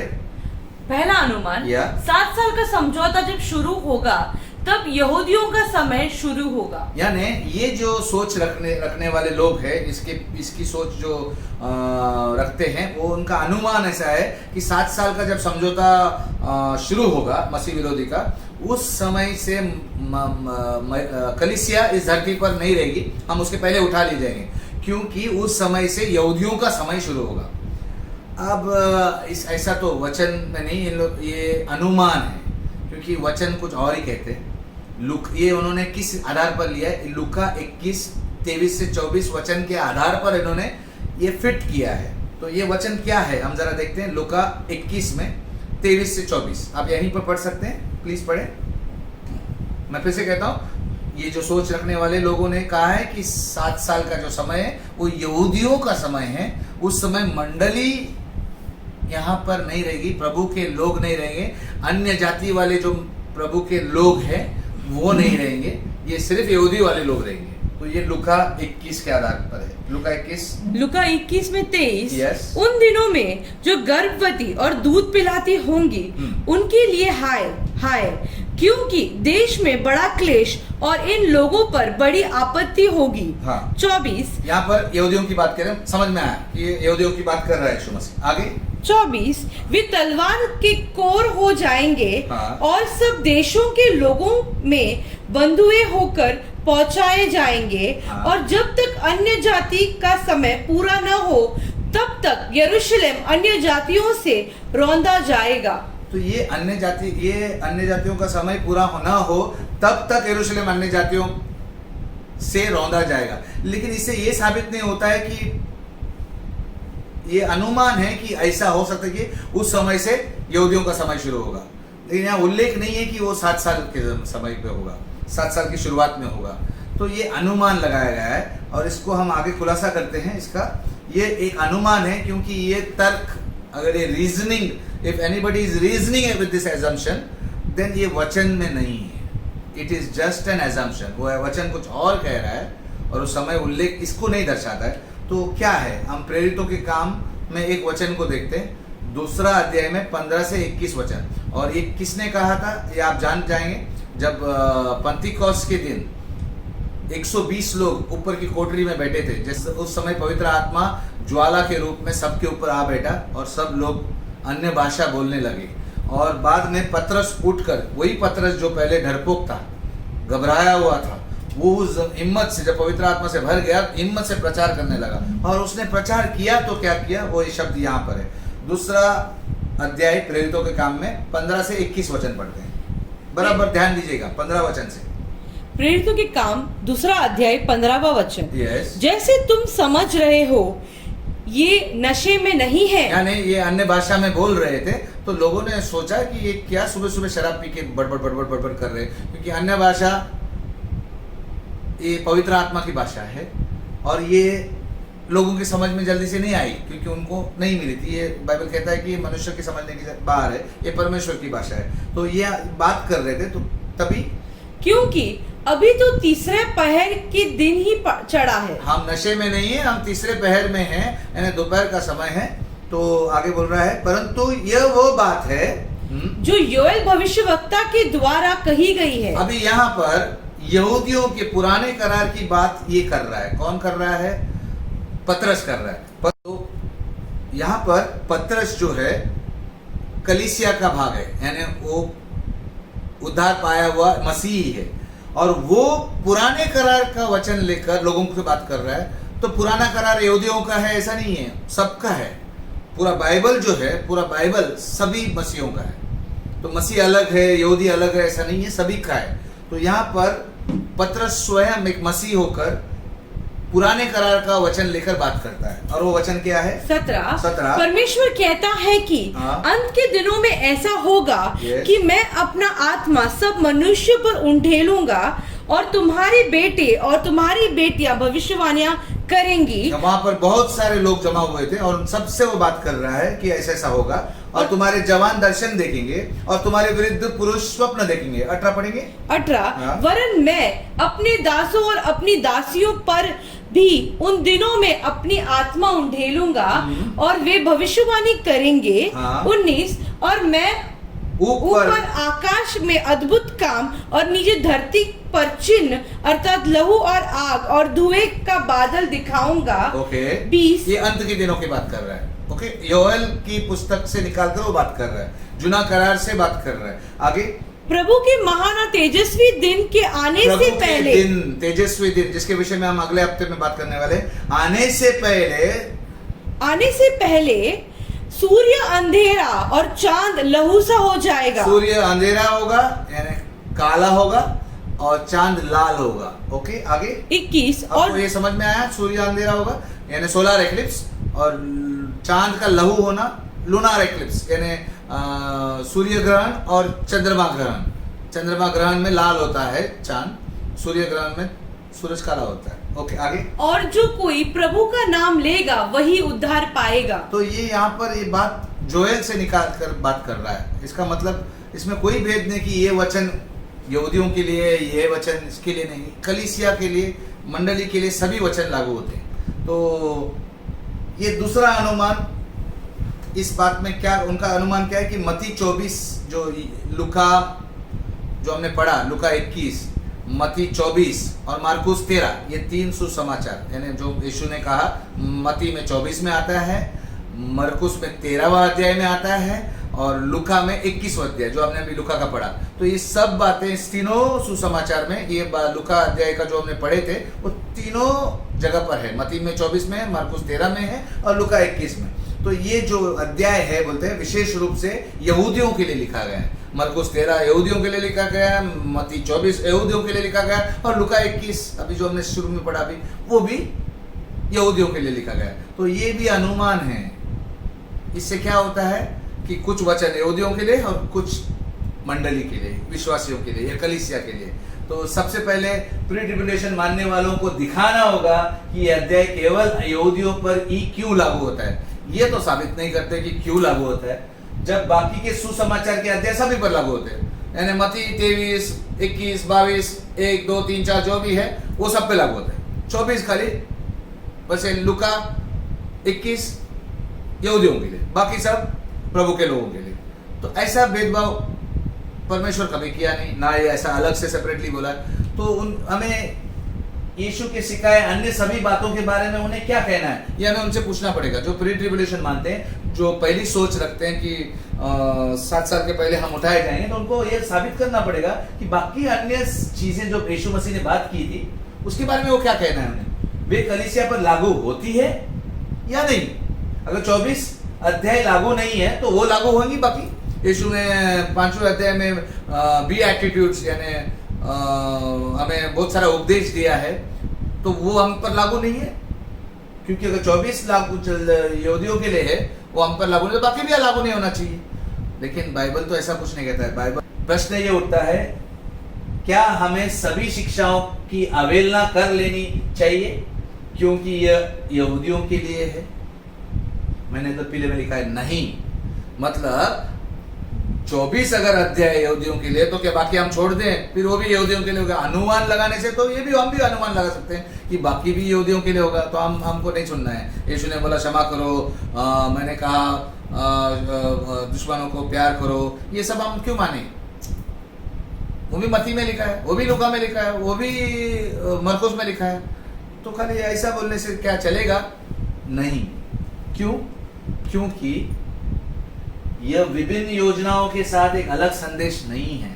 अलग अलग संदेश बाइबल में, कुछ अन्य जाति के लिए, कुछ यहूदियों के लिए, ऐसा नहीं है। बाइबल एक है प्रभु के लोगों के, चाहे वो यहूदी हो चाहे वो अन्य जाति के विश्वासी हो, सबके लिए मंडली यानी विश्वासियों के लिए एक है, एक संदेश है, ये एक संदेश है। ये बात ध्यान देना, यह विभिन्न योजनाओं के साथ एक अलग संदेश नहीं है। यहूदियों के लिए अलग योजना, इसके नहीं, ये एक योजना है। यहूदी लोग भी, पतरस यहूदियों में से आया, वो मंडली में आया तो भी विश्वासी बन गया। अन्य जाति में से कोई आया तो भी विश्वासी बना।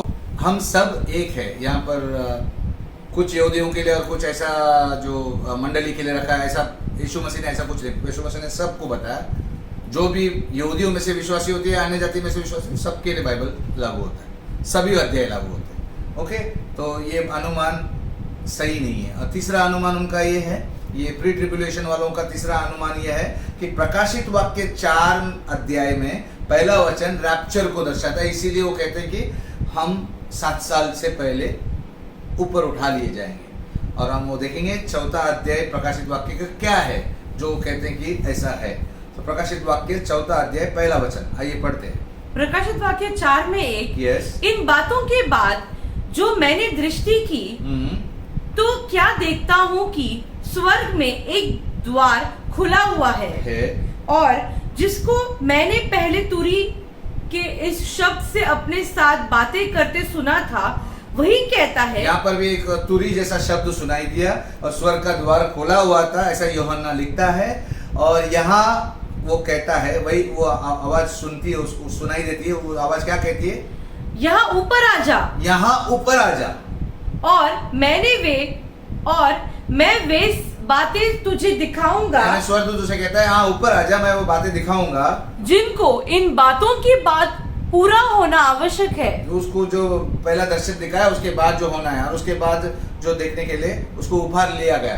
तो ये लोग कहते हैं, ये जो सोच रखने वाले कहते हैं कि ये मंडली को ऊपर बुला रहा है। यहाँ पर मंडली को बुलाने का कोई भी साधारण आदमी भी बता सकता है कि यहाँ पर बताया गया यहाँ ऊपर आ जाए। यूहन्ना को बोला गया यहाँ ऊपर आ जा, ये उसको कहा गया है, यहाँ मंडली नहीं है। यहाँ पर एक व्यक्ति को कहा जाए कि ऊपर आ जा, मैं तुझे बता रहा हूँ कुछ। यानी यूहन्ना को परमेश्वर दर्शन के लिए ऊपर उठाता है। तो ये अनुमान लगाना कि ये मंडली है, ये गलत बात होती है। तो ये फिट नहीं होता, ये सही नहीं रहता। तो आइए, यहाँ केवल यूहन्ना को स्वर्ग में यहाँ आने के लिए कहा जाता है, ये स्पष्ट दिखाई देता है। ये आप और मैं भी जानते हैं। तो ये अनुमान लगाकर ये फिट कर देना कि पहले कलीसिया उठा ली जाएगी, क्योंकि 4 अध्याय पहला वचन ये कहता है। ऐसा यहाँ पर कहीं भी नहीं लिखा है कि मंडली ऊपर गई। यहाँ पर भीड़ नहीं दिखाई देती, यहाँ पर एक व्यक्ति दिखाई देता है, वो एक ही व्यक्ति है। ओके, तो ये हुआ तीसरा अनुमान। और एक मैंने कहा 4 अनुमान है, तो चौथा अनुमान क्या है? चौथा अनुमान 2 थिस्सलुनीयन 2 अध्याय 7 वचन में से लिया गया है। वे कहते हैं, पर अभी एक रोकने वाला, वो वचन में जो एक शब्द है, पर अभी एक रोकने वाला है। यह रोकने वाला पवित्र आत्मा है, ऐसा उनका मानना है। ये रोकने वाला जो शब्द है, उस वचन में एक शब्द है, अभी ये रोकने वाला पवित्र आत्मा है। ये अनुमान है। और क्यों है, इसको समझने के लिए हमें उस वचन में जाना पड़ेगा। 2 थिस्सलुनीयन 2 अध्याय 6 से 8 पढ़ेंगे। हम 7वां वचन में जानना है, हमें 7वां वचन को जानना है, तो हमें उसके पहले पूरा 6 और 8 पढ़ेंगे। आइए पढ़ते। 2 थिस्सलुनीयन 2 अध्याय 6 से 8। और अब तुम जानते हो जो उसे रोके हुए है कि वह अपने ही समय में प्रकट होगा। जो उसे रोके हुए है, ये जो रोकने वाला जो है ना, जो उसे रोके हुए हैं, कोई है जो रोके हुए है। किसे रोके हुए हैं उसे? ये अभी मैं आपको बता रहा हूँ, यहाँ पर मैंने नहीं लिखा क्योंकि आप आगे पढ़ेंगे तो मालूम। ये मसीह विरोधी को प्रकट होने से रोके हुए हैं। मसीह विरोधी को दुनिया पर प्रकट होने से पहले कोई रोक रहा है, वो अपने ही समय में प्रकट होगा। इसलिए मसीह विरोधी अपने ही समय में प्रकट होगा। कभी होगा? 3.5 साल में, याद है 7 साल के बीच में वो वाचा तोड़ेगा। तब तक किसी को मालूम नहीं कि वो गलत व्यक्ति है या वो असली उसकी फितरत, वो शांति प्रस्ताव लेके आएगा, लेकिन वो शांति रखने वाला व्यक्ति नहीं है। यीशु मसीह ही शांति रख सकता है, वो मसीह के विरोध है। तो वो 3.5 साल में असली अपने रंग दिखाने लगेगा और वो प्रकट हो जाएगा असली समय पर, क्योंकि अधर्म का भेद अब भी कार्य करता जाता है। पढ़ो। पर अभी एक रोकने वाला है। अभी भी अधर्म का काम, उसकी आत्मा अभी भी काम कर रही, भले वो व्यक्ति अभी आया नहीं है, काम तो अभी भी कर रही है, लेकिन एक रोकने वाला है हाँ, और उनका ये सोच रखने वालों का कहना है ये पवित्र आत्मा रोकने वाला है, क्योंकि पवित्र आत्मा किधर है? मंडली के अंदर है, विश्वासियों के अंदर। अविश्वासी किधर है? धरती पर है। तो आप जब तक धरती पर विश्वासी है, पवित्र आत्मा इधर है। ओके, और जब तक वो दूर न हो जाए, इसका अर्थ ये हो गया जब तक ये मंडली दूर न हो जाए, यानी ऊपर नहीं लेके जाए, धरती से यहाँ पर से हटा नहीं ली जाए। तो अगर मंडली हटा ली जाएगी तो पवित्र आत्मा भी चला जाएगा, ऐसा उनका कहना है, मेरा नहीं कहना है। ये प्री ट्रिब्यूलेशन वाले जो सोच रखते हैं, जो दृष्टिकोण रखते हैं, ये कहते हैं कि मंडली के अंदर पवित्र आत्मा है, पवित्र आत्मा से हम नया जन्म होता है, तो हमारे अंदर पवित्र आत्मा है, आपके अंदर पवित्र आत्मा है। तो अगर हमारा यहाँ से उठा लिया जाना होगा तो जो रोकता है, यानी पवित्र आत्मा उसे अधर्मी को आने नहीं देता है, तो हम नहीं रहेंगे, तो वो जल्दी से प्रकट होगा। इसीलिए उन लोग कहते हैं कि हमारा जब तक हम दूर न हो जाए वो रोके रहेगा, तब वो अधर्मी प्रकट होगा, जिसे प्रभु यीशु अपने मुंह की फूंक से मार डालेगा, अंत में यीशु मसीह मार डालेगा और अपने आगमन के तेज से भस्म कर देगा। तो ये वचन के अनुसार वो कहते हैं, अनुमान लगाते हैं। यहाँ पर कहीं भी लिखा नहीं है कि वो पवित्र आत्मा है, लेकिन एक रोकने वाला है। तो ये बात उन लोग कहते हैं कि पवित्र आत्मा है। जो लोग प्री ट्रिब्यूलेशन को मानते हैं वे जोर देकर कहते हैं कि रोकने वाला पवित्र आत्मा, जैसा मैंने अभी कहा। इसीलिए रैप्चर के साथ उससे चर्च के साथ रास्ते से हटा दिया जाएगा, मतलब यहाँ पर धरती पर पवित्र आत्मा नहीं रहेगा। ये सोच उनकी है। क्लियर हो गया? यानी पवित्र आत्मा अभी विश्वासियों में है, तो विश्वासी धरती पर है। जैसे रैप्चर हो जाएगा तो वो पवित्र आत्मा भी चली जाएगी ऊपर स्वर्ग में, तो यहाँ पर धरती पर पवित्र आत्मा नहीं रहेगा, तो अधर्मी प्रकट होगा। लेकिन मैंने कहा ये अनुमान है, यहाँ पर वचन में कहीं भी साफ तरह से नहीं लिखा है। हम अपने सोच के अनुसार नहीं कर सकते। वचन है, वचन दूसरी जगह पर स्पष्ट करता है। तो यहाँ पर ऐसा कुछ स्पष्टता उन्होंने नहीं दिया है। वो अनुमान लगाते हैं जिससे मसीह विरोधी का दुनिया में सामने प्रकट होना हो सकता है। तो इसमें दिक्कत क्या है? ये क्योंकि वचन कहते हैं कि महाक्लेश के समय भी लोग विश्वासी बनेंगे। बाइबल कहता है महाक्लेश के समय पर भी विश्वासी बनेंगे।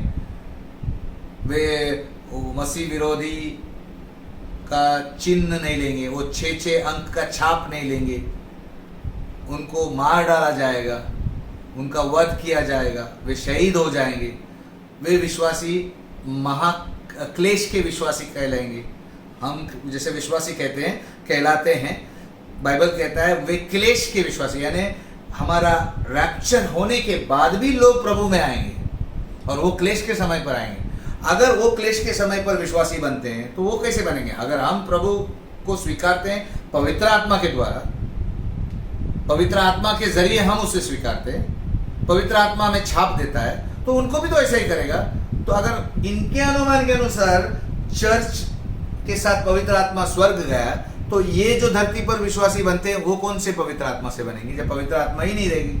तो ये अनुमान फिट नहीं होता है, क्योंकि विश्वासी तभी भी बनने वाले, पवित्र आत्मा का काम तभी भी चलने वाला है क्लेश के समय पर। तो ये रोकने वाला का जो आइडिया है, उनका जो सोच है कि ये पवित्र आत्मा उठ जाए इसीलिए रैप्चर पहला होगा और बाद में मसीह विरोधी इसीलिए आएगा, ये सोच ही गलत है। इसके लिए फिट किया गया है, अनुमान लगाकर फिट किया गया है, ये वचन साबित नहीं करता। इसलिए फिर से एक बार पढ़ते हैं, ये पढ़िए जरा प्लीज। यह भी एक अनुमान है, क्योंकि वचन कहता है कि महाक्लेश के समय भी लोग विश्वासी बनेंगे जो पवित्र आत्मा बिना नया जन्म नहीं पा सकते। यानी उस समय पे भी विश्वासी जो बनेंगे क्लेश के समय पर, वो भी उनको भी पवित्र आत्मा की जरूरत होगी, तो पवित्र आत्मा इधर ही होगा। डन। तो ये अनुमान फिट नहीं बैठता है। तो फिर से एक बार हम 4 अनुमान को देखते हैं। पहला अनुमान क्या है, जरा पढ़ेंगे। पहला अनुमान, 7 साल का समझौता जब शुरू होगा तब यहूदियों का समय शुरू होगा। उनका कहता है कि यहूदियों की मंडली अलग है और हमारी मंडली यीशु की कलीसिया अलग है और वो कलीसिया अलग है। ऐसा नहीं है, बाइबल में कलीसिया है। ओके, क्योंकि पतरस यहूदियों में से था, वो भी तो कलीसिया में जुड़ा है, वो भी कलीसिया कहलाता है, यीशु की देह कहलाता है। तो यहूदियों में से जो भी विश्वासी बनेंगे वो भी कलीसिया होंगे, राइट। तो ये सोच अनुमान है। सेकेंड, दूसरा अनुमान यह है कि मत्ती 24 यहूदियों के लिए विषय रूप में लिखा गया। यानी उनका कहना है, ये सोच रखने वाले प्री ट्रिब्यूलेशन वाले, कि मत्ती 24 मरकुस 13, ध्यान रखिएगा मैं यहाँ पर नहीं लिखा है, मत्ती 24 के साथ मरकुस 13 और लुका 21, ये ये जो एक एक अध्याय है वो कहते हैं कि ये यहूदियों के लिए लिखा है, और इन्हीं अध्यायों में मत्ती 24 में, लूका 21 में और मरकुस 13 में अंत के विषय में सिखाया यीशु ने कहा। तो ये अध्याय ने यहूदियों को बताया, तो फिर हमारे अंत के बारे में कौन बताएगा? यीशु मसीह जब अंत के बारे में बताया था, ये सबके लिए बताया था, उसकी मंडली को बताया था, विश्वासियों को बताया था।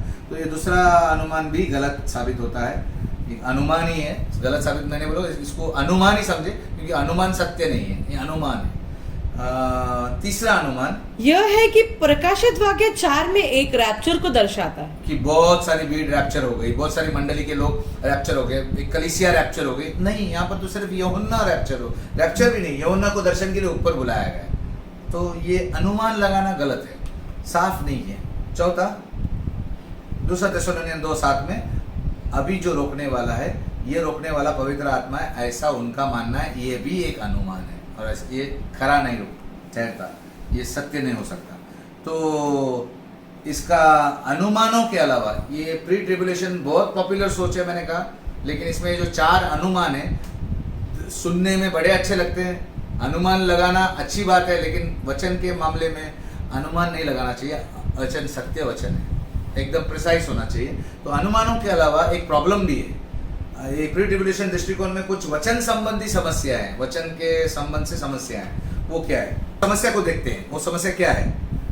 यह है कि पवित्र शास्त्र में स्पष्ट रूप से उल्लेख किया है कि मसीह जब वापसी होगी, मसीह की हमें लेने के लिए, बादलों पर, धरती पर नहीं, जब रैप्चर के लिए हमारे लेने के लिए वो स्वर्गदूतों के साथ आएगा, तो सब लोग देखेंगे, दुनिया भर में लोग देखेंगे, ऐसा बाइबल कहता है। लेकिन प्री ट्रिब्यूलेशन का अनुसार वो कहते हैं कि ये गुप्त होगा, मतलब ये किसी को दिखेगा नहीं, हम गायब हो जाएंगे, उसके बाद लोगों को पता चलेगा। तो इनके अनुसार रैप्चर केवल स्वर्ग में उठाए जाने वाले लोगों के द्वारा जाना जाएगा, यानी हम जो उठाए ले जाएंगे तो हमको ही मालूम पड़ेगा कि हम उठा लिए गए, और बाकी जो दुनिया वाले हैं सिर्फ इनको पता लगेगा कि बहुत से लोग गायब हो गए। बस ऐसा उनका कहना है। किसका? प्री ट्रिब्यूलेशन रैप्चर को जो मानते हैं, ये दृष्टिकोण को जो मानते हैं, इनकी सोच ये है। तो ये भी अनुमान में नहीं गिना है, क्योंकि ये भी वचन के अनुसार बैठता नहीं है, क्योंकि पवित्र शास्त्र कई अवसरों पर संकेत देता है कि जब मसीह लौटेगा तो ये दुनिया पर स्पष्ट होगा।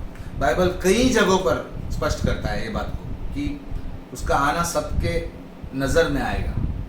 तो आइए वो देखते हैं, वचनों से साबित करेंगे कि क्या है। मत्ती 24 में 26 से 27, आइए पढ़ते हैं। मत्ती 24 में 26, इसीलिए यदि वे तुमसे कहें देखो वह जंगल में है तो बाहर न निकल जाना, देखो वह कोठरियों में है तो विश्वास न करना, क्योंकि जैसे बिजली पूर्व से निकलकर पश्चिम तक चमकती है, वैसे ही मनुष्य का पुत्र का भी आना होगा। यहाँ बाइबल स्पष्ट, वो स्वयं यीशु मसीह कहता है, अगर उस समय पर लोग तुम्हें कहेंगे देखो वो उधर है, देखो वो उधर है, कोठरियों में है, देखो वो बाहर पहाड़ों पर है, जंगल में है, तो बाहर मत निकलना बोलता है। ये उन पे विश्वास मत करना, क्योंकि यीशु ऐसे लोगों का बोलने का जरूरत ही नहीं पड़ना है, क्योंकि मैं आऊंगा तो बिजली चमकती है ना, पूर्व से लेकर पश्चिम तक जाती है, वैसे मेरा आना होगा, ऐसे यीशु मसीह कहता है। यानी सबको पता चलेगा, बिजली दिखती है सब जगह पर, चाहे आप इंडिया में हो चाहे बाहर गाँव में हो, आपको बिजली खड़कते समय दिखती है। तो उसी तरह यीशु मसीह का आना भी एक बड़ा सीन होगा, बादलों पर दिखेगा, बिजली कड़केगी, इस तरह से वो दिखेगा। तो ये मत्ती में यीशु स्वयं कहता है। और एक वचन में जाते हैं, क्योंकि वचन 2 वचन लेने से साबित होता है। तो हम देखते हैं प्रकाशित वाक्य जो यीशु के मुंह से यूहन्ना को बताता है, 1:7 प्रकाशित वाक्य 1 अध्याय 7वां वचन। प्रकाशित वाक्य 1:7, देखो वो बादलों के साथ आने वाला है, बादलों के साथ आने वाला है, और हर एक आंख उसे देखेगी, वरन जिन्होंने उसे भेदा था वे भी उसे देखेंगे, और पृथ्वी के सारे कुल उसके कारण छाती पीटेंगे। जिन्होंने उसको भेदा था, उसको क्रूस पर चढ़ा था, इजरायली लोगों की बात कर रहा है, वो भी देखेंगे।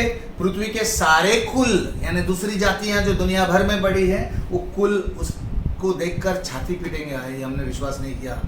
मतलब उसका आना दिखेगा। अब ये वचन 2 वचन यीशु के मुंह से सुन रहे हैं हम, तो ये साबित करता है कि यीशु मसीह का आना गुप्त नहीं होगा। यदि संसार में के लिए रैप्चर गुप्त है, प्री ट्रिब्यूलेशन वाले कहते हैं संसार को पता नहीं चलेगा, ये रैप्चर गुप्त होगा, तो ये वचन कैसे प्रासंगिक हो सकते हैं? इसका संदर्भ क्या है? फिर ये किसके विषय में? तो किसी ने एक बार कहा, एक महत्वपूर्ण बात है यहाँ पर देखिए, कुछ लोगों ने समझा है कि ये वचन यीशु के पृथ्वी पर दूसरे आगमन की बात करते हैं। किसी ने तर्क में ये कहा कि ये रैप्चर की बात, ये दो वचन जो है रैप्चर का नहीं है, यानी कलीसिया का उठाया जाने का नहीं है, ये यीशु का दूसरे आगमन, धरती पर आने का है। बात समझ में आ? ओके, तो उसका अगर हम उत्तर देना है, तो अगर ये तर्क के साथ भी हम देखते हैं तो एक प्रश्न बनता है, एक प्रश्न उठता है। अगर ये तर्क मान भी ले कि तुम्हारा तर्क सही है बाबा, ये यीशु के दूसरे आगमन के वचन है, धरती पर आने के वचन है, तो सब लोग देखेंगे, वो तो देखना ही बराबर है। तो फिर ये प्रश्न बनता है, क्यों यीशु ये विश्वास न करने को कहता है कि जब कोई हमें ये कहे वहां है यहाँ है मत विश्वास कर? ये क्यों प्रश्न विश्वास यीशु मसीह क्यों कहता है मत कर? क्योंकि वो धरती पर आने की बात ही कर रहा है। तो लोग अगर बोलेंगे तो ये पहले तो ये बोलने का सवाल ही नहीं उठता है, क्योंकि वो धरती पर आ रहा है, धरती पर आ रहा है भाई, तो दिखेगा ही। तो फिर यहाँ वहां विश्वास मत कर, ये क्यों बोलता है? ये तब सही होता है जब यीशु ऐसा बोलता है, मतलब लोग तुम्हें भरमाएंगे कि इधर है, उल्लू बनने की कोशिश नहीं, सबको दिख रहा हूं, मैं आ रहा हूं। तो इसका मतलब उसका दोनों सूरतों में आना सबको दिख रहा है। तो दोस्तों, हमने अभी अनुमान देखे, हमने समस्या देखे, हमने तीनों दृष्टिकोण यानी पोस्ट ट्रिब्यूलेशन, मिड ट्रिब्यूलेशन और प्री ट्रिब्यूलेशन, सभी के समस्याओं को देखा, अनुमान देखे, तो कहीं बैठ नहीं रहा है। हाँ, ये बात सच है कि यीशु ने कहा किसी को पता नहीं है समय कब मैं आऊँगा, लेकिन यीशु ने चिन्ह दिए हैं, वचन से सभी साबित किया है इधर उधर। हम परफेक्ट टाइम नहीं बता सकते, लेकिन एक अंदेशा तो लगा सकते हैं। लेकिन ये तीन अंदेशे में नहीं लगता है कि इन तीनों में से कोई दृष्टिकोण सही निकल रहा है। तो फिर क्यों ना हम यीशु के बातों का आधार लें, यीशु के खुद के संदेश के आधार पर हमारे अंत के समय के बारे में शिक्षण होना चाहिए, है कि नहीं? आप ये मानते हैं कि नहीं कि हमारा अंत का शिक्षण जो है यीशु के मुंह से बोली हुई बातों से ज्यादा अच्छा है? बातों को समझकर ये पहचाना कि अंत के समय में यीशु क्या कह रहा है, ये उसके खुद के संदेश के आधार बनाना जरूरी है। तो मेरा ये कहना है, पहला कोरिन्थियों 3:11 जरा पढ़ेंगे, पढ़ो, यहीं से पढ़ो। क्योंकि उस नींव को छोड़ जो पड़ी है और वह यीशु मसीह है, कोई दूसरा नींव नहीं डाल सकता। बाइबल में पहला कोरिन्थियों 3:11 कहता है कि वो नींव को छोड़ जो पड़ी है, कौन सी नींव? यीशु मसीह। जो यीशु मसीह की नींव जो है उसको छोड़ कोई दूसरा नींव तो नहीं डाल सकता, यानी फाउंडेशन हमारा यीशु मसीह है, यानी यीशु मसीह की बोली हुई बातें हैं। तो क्यों ना हम यीशु मसीह की बातों को लेकर ही हमारा शिक्षण आगे बढ़ाते हैं। और वो क्या है? तो हमें वो नींव के ऊपर ही अपना सब कुछ आधार बनाना है, यानी यीशु मसीह के शब्दों पर। और आपको अगर अंत का शिक्षण के बारे में, रैप्चर के बारे में, इस कलयुग की समाप्ति के बारे में कुछ भी जानना है तो यीशु मसीह के शब्दों को जानना होगा। और वो खास करके उसके अंत के शिक्षण जो उसने मत्ती 24वां अध्याय में दिया है, मार्कुस 13वां अध्याय में दिया है, लूका 21वां अध्याय में, ये तीनों अध्यायों को पढ़ो। मैंने यहाँ पर 2 का उल्लेख किया, मत्ती 24 और मार्कुस 13। इसको पूर्ण तरह से घर में पढ़ो, ये आपके लिए होमवर्क होगा। आप पूरी तरह से पढ़ो mark chapter 13, Matthew chapter 24 and look chapter 21। All this 3 chapters, if you read it properly, you will understand what the Lord Jesus is telling about the end times, about the rapture. इससे हमें एक कुंजी मिलेगी, we'll get the key। मत्ती 24:15 में 15-16 sorry, मत्ती 24 में 15 से 16 प्लीज पढ़िए। मत्ती 24 में हाँ। 15। इसीलिए जब तुम उस उजाड़ने वाली घृणित वस्तु को, जिसकी चर्चा दानियल भविष्यवक्ता के द्वारा हुई थी, पवित्र स्थान में खड़ी हुई देखो, जो पढ़े वह समझे, तब जो यहूदियों में हो वे पहाड़ों को भाग जाए। यहाँ पर एक बात किया गया है कि जो उजाड़ने वाली घृणित वस्तु, इसके विषय में हमने सीखा था, एक मूर्ति स्थापित करेगा झूठा भविष्यवक्ता, उस मसीह विरोधी का, एक उजाड़ने वाली घृणित वस्तु मंदिर में स्थापित करेगा। और ये दानियल भविष्यवक्ता के द्वारा भी कही गई थी। यीशु मसीह स्वयं दानियल के विषय में बात करता है। कई लोग बहुत बार कहते हैं कि जुना करार का नहीं लेना, हमें मसीह का जानना है तो यीशु मसीह का नया करार में जानना है। लेकिन यीशु मसीह स्वयं कई बार जुने करार में यानी पुराने करार की बातें कहता है, मतलब वो साबित करता है कि जुना करार होना ज़रूरी है। वो परछाई है, जुना करार परछाई है, नया करार सत्य है, हकीकत है। तो दोनों की ज़रूरत है, नहीं तो आप कैसे समझोगे कि क्या सच है। तो जब दानियल की बात करते हैं तो क्यों ना हम दानियल का वचन भी पढ़ते हैं, जो यीशु मसीह ने बोला दानियल में लिखा है। तो दानियल 9:27 में क्या लिखा है? दानियल 9:27 में लिखा है, वो प्रधान यानी वो मसीह विरोधी एक प्रधान एक व्यक्ति आएगा 1 सप्ताह के लिए। 1 सप्ताह मैंने इसके विषय में सिखाया आपको। ये एक भाषा है जो पुराने ज़माने में इस्तेमाल की थी, हफ्ते के लिए, 7 साल के लिए, ऐसा अलग अलग शब्द। घड़ी के लिए काल बोलते थे हम लोग, जो 1 घड़ी 2 घड़ी 1 साल बोलते तो उन लोग काल बोलते थे उसे। तो यहाँ पर 1 सप्ताह बोलेगा तो 7 वर्ष को दर्शाता है। तो 7 वर्ष के लिए बहुतों के संग दृढ़ वाचा बांधेगा। अभी आपको पता चला दृढ़ वाचा बांधने का यानी शांति प्रस्ताव रखने का। ये बात किसकी बात कर रही है यहाँ पर वचन? मसीह विरोधी की।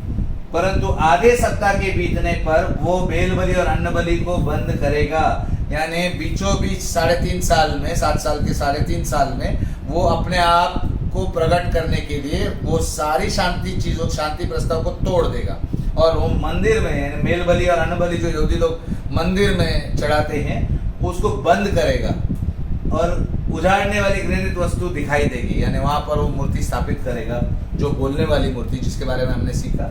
और निश्चय ही ठनी हुई बात के समाप्त होने तक परमेश्वर का क्रोध उजाड़ने वाले पर पड़ा रहेगा, यानी बाकी 3.5 साल तक उसके ऊपर क्रोध पड़ा रहेगा परमेश्वर का।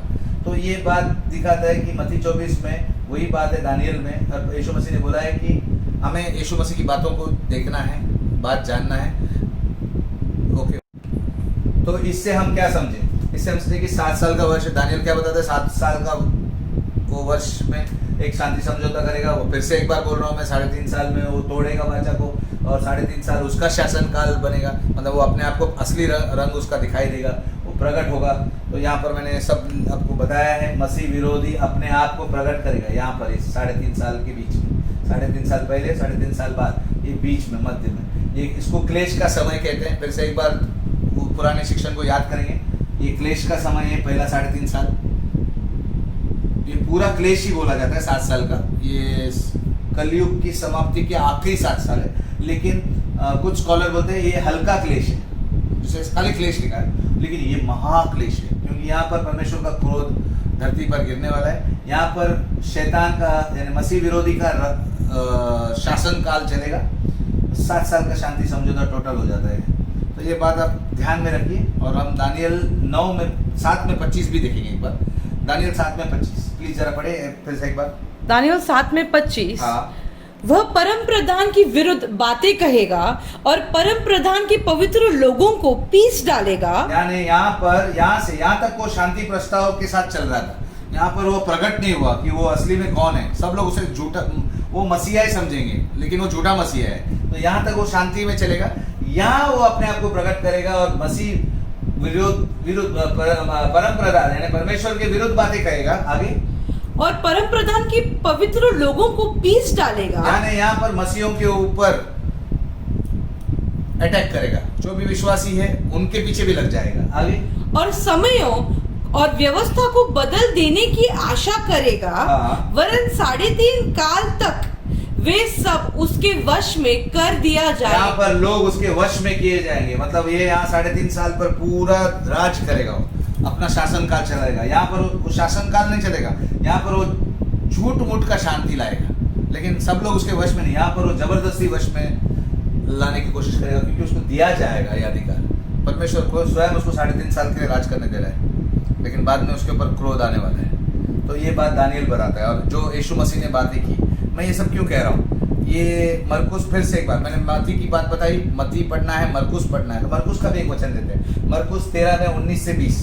मरकुस 13 में 19। हाँ। क्योंकि वे दिन ऐसे क्लेश के होंगे कि सृष्टि के आरंभ से जो परमेश्वर ने रची है अब तक न हुए और न कभी फिर होंगे। यस, यहाँ पर ये कहता है, जो आप पीछे देखेंगे, सृष्टि के आरंभ से लेकर इतने बड़े क्लेश का समय नहीं आया है। फिर से एक बार ध्यान दीजिएगा, ये 3.5 साल का जो महाक्लेश का समय, महाक्लेश क्यों बोला है कि सृष्टि जब से बनी है तब से ऐसा क्लेश का समय आया ही नहीं है। वो बात मरकुस में यीशु मसीह कहता है। फिर से एक बार देखते हैं, हाँ, पढ़िए जरा वापस एक बार पढ़िए। क्योंकि वे दिन ऐसे क्लेश के होंगे, यानी 3.5 साल, बाकी 3.5 साल। ओके, ऐसे क्लेश के होंगे कि हाँ। सृष्टि के आरंभ से जो परमेश्वर ने रची है अब तक न तो हुए और ना कभी फिर होंगे। यानी ऐसे क्लेश के समय, भयंकर समय कभी दुनिया पर नहीं आया था अभी तक और ना होगा, ये उस समय पर होगा 3.5 साल में। आगे यदि 20 और यदि प्रभु उन दिनों को न घटाता, यानी वो 3.5 साल को प्रभु घटाएगा।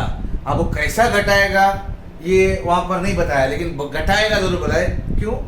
तो कोई प्राणी भी न बचता, परंतु उन चुने हुओं के कारण जिनको उसने चुना है उन दिनों को घटाया। तो यहाँ पर 3.5 साल, फिर से एक बार मैं वो स्लाइड पर जा रहा हूँ, आपको दिखा रहा हूँ। ये 3.5 साल यहाँ पर जो है, यहाँ पर चुने हुए लोगों के कारण घटा रहा है। यानी अगर प्री ट्रिब्यूलेशन 7 साल के पहले अगर हमारा आरोहण हो रहा है, यानी हम यहाँ से धरती छोड़कर स्वर्ग जा रहे हैं, हमारा मंडली को परमेश्वर उठा रहा है यहाँ पर, तो फिर यहाँ चुने हुए लोग कौन है? सोच के देखिए। खुद यीशु मसीह स्वयं बोल रहा है, मरकुस मती में बोल रहा है कि ये 3.5 साल उसका शासन काल है। मरकुस में बोल रहा है कि यहाँ पर चुने हुए लोगों के कारण मैं घटाऊंगा वो समय, वो क्लेश का समय। और हमने उसके पहले भी देखा कि क्रोध में परमेश्वर हमें रहने नहीं देगा।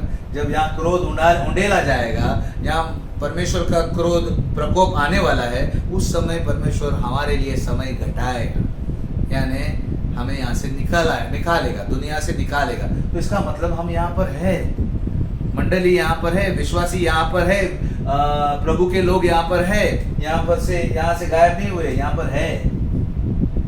तो इसका मतलब यहाँ पर कहीं तो भी हमारा रैप्चर है, लेकिन अभी हमने स्पष्ट नहीं हुआ, हम देख रहे हैं। मैंने क्या कहा, कुंजी हमें यहीं पर मिलेगी। तो फिर से एक बार उस वचन को पढ़ते हैं, ये पढ़ो जरा, अभी ध्यान से पढ़ना। 20 वचन 20 और यदि प्रभु उन दिनों को न घटाता, हाँ। तो कोई प्राणी भी न बचता, हाँ। परंतु उन चुने हुओं के कारण जिनको उसने चुना है उन दिनों को घटाया। अभी चुने हुए लोग तो प्रभु के लोग हैं, विश्वासी लोग, हमें चुना गया है। यीशु मसीह स्वयं बोलता है, तुमने मुझे नहीं चुना, मैं तुम्हें चुना हूं। तो इस साबित करता है कि हमारे खातिर परमेश्वर का क्रोध आने से पहले कुछ घटाता है, प्रभु दिन समय से घटाता है ताकि हमें निकालने जा रहा हो। और ये इसीलिए ऊपर दिए गए आयतों के आधार पर, इस वचनों के आधार पर यीशु के अनुसार हमें महाक्लेश से गुजरना होगा। मतलब हम ये 3.5 साल का जो समय था उसमें से हम होते जा रहे हैं, लेकिन उसमें रहेंगे नहीं, उस महाक्लेश को भुगतेंगे नहीं, होते जाएंगे। लेकिन परमेश्वर समय को कम कर देगा हम चुने हुए लोगों के लिए। मतलब ये स्पष्ट हो रहा है यहाँ पर कि 3.5 बाकी का जो 3.5 साल है उसमें हम गुजरेंगे, लेकिन वो कम करेगा, हमें भुगतने नहीं देगा उसमें। कुछ मालूम पड़ रहा है आपको? कुछ समझ में आ रहा है? पहला सोच, दूसरा सोच और तीसरा सोच से परे है ये एक सोच, क्योंकि यह वचन ऐसा कहता है। ओके, तो हम आगे बढ़ते हैं। आगे क्या लिखा है मती में? फिर से मती में आते हैं। अभी मती में 29 और 31, मैंने कहा मती का पूरा अध्याय पढ़ो घर पे, मरकुस का 13वां पूरा अध्याय पढ़ो, लूका का 21वां अध्याय पढ़ो पूरा। लेकिन अभी फिलहाल मैं कुछ वचनों को ले रहा हूँ। मती 24 में 29 से 31। मती 24 में 29। हाँ। उन दिनों के क्लेश के बाद तुरंत सूर्य अंधेरा हो। ध्यान देना, यहाँ पर ध्यान देना, ये क्लेश के बाद, ये महाक्लेश है, इधर ध्यान देना। उन दिनों के महाक्लेश के बाद तुरंत सूर्य, यीशु मसीह यहाँ पर वो 3.5 साल की बात कर रहे हैं। ओके, हाँ, तुरंत सूर्य अंधियारा हो जाएगा। हाँ। और चांद का प्रकाश जाता रहेगा। हाँ। और तारे आकाश से गिर पड़ेंगे और आकाश की शक्तियां हिलाई जाएंगी। यानी ये कह रहा है यीशु मसीह कि उन जब समय को कम किया जाएगा, बोल रहे ना, उस समय पर आकाश में, तारांगन में, आकाश मंडली में कुछ गड़बड़ी मचेगी। There will be cosmic disturbance, सूर्य ग्रहण, चंद्रमा ग्रहण, तारों का गिरना, उस समय ऐसा कुछ होगा। आगे 30, तब मनुष्य के पुत्र का चिन्ह आकाश में दिखाई देगा। यहाँ पर यीशु मसीह खुद बोल रहा है कि तब मैं बादलों पर दिखेगा। ये सब होते मैं इधर बादल में दिखूंगा। और ये कब होगा? 3.5 साल के दरमियान, जब समय कम किया जाएगा, थोड़ा देर 15 और 16 में वो उजाड़ने वाली वस्तु जब स्थापित होगी। ये तब की बात कर रहे हैं। बात करते करते यीशु मसीह भी 29वां वचन पर आया तो बोलते हैं तब मैं दिखेगा। कब दिखेगा? जब ऐसा सब होगा, ऐसा सूरज अंधेरा होगा, चांद लाल होगा, तारे गिरेंगे, तब मैं आकाश में दिखाई दूंगा और तब पृथ्वी के सब कुलों के लोग छाती पीटेंगे और मनुष्य के पुत्रों को बड़ी सामर्थ और ऐश्वर्य के साथ आकाश में बादलों पर आते देखेंगे। स्पष्ट है? तो ये हमें लेने को यहाँ पर यीशु मसीह आ रहा है। इसका मतलब हम 3.5 साल के दरमियान वहाँ पर कहीं तो धरती पर है, और धरती पर है यानी हमें परमेश्वर ये भी बोल रहा है कि हमें वो प्रकोप से गुजरने नहीं देगा, वो समय कम करेगा, यानी वो हमें लेने आ रहा है। आगे एक और वचन बाकी, 31वां वचन 31। और वह तुरई के बड़े शब्द के साथ अपने स्वर्गदूतों को भेजेगा और वे आकाश के इस छोर से उस छोर तक चारों दिशाओं से उसके चुने हुओं को इकट्ठा करेंगे। कुछ याद आ रहा है? हमने रैप्चर में एक वीडियो देखा था, मैं अभी आपको दिखा रहा हूँ। देखिए किस तरह से स्वर्गदूत हमें यहाँ से उठा लेंगे।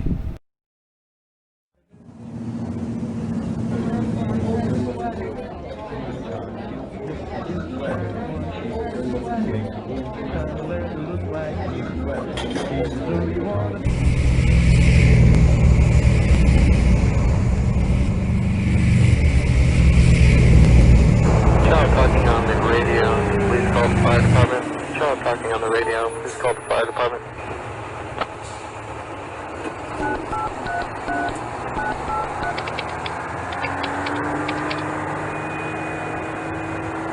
Now, as we bring out our new product for this fall season, we are anticipating a 90% jump.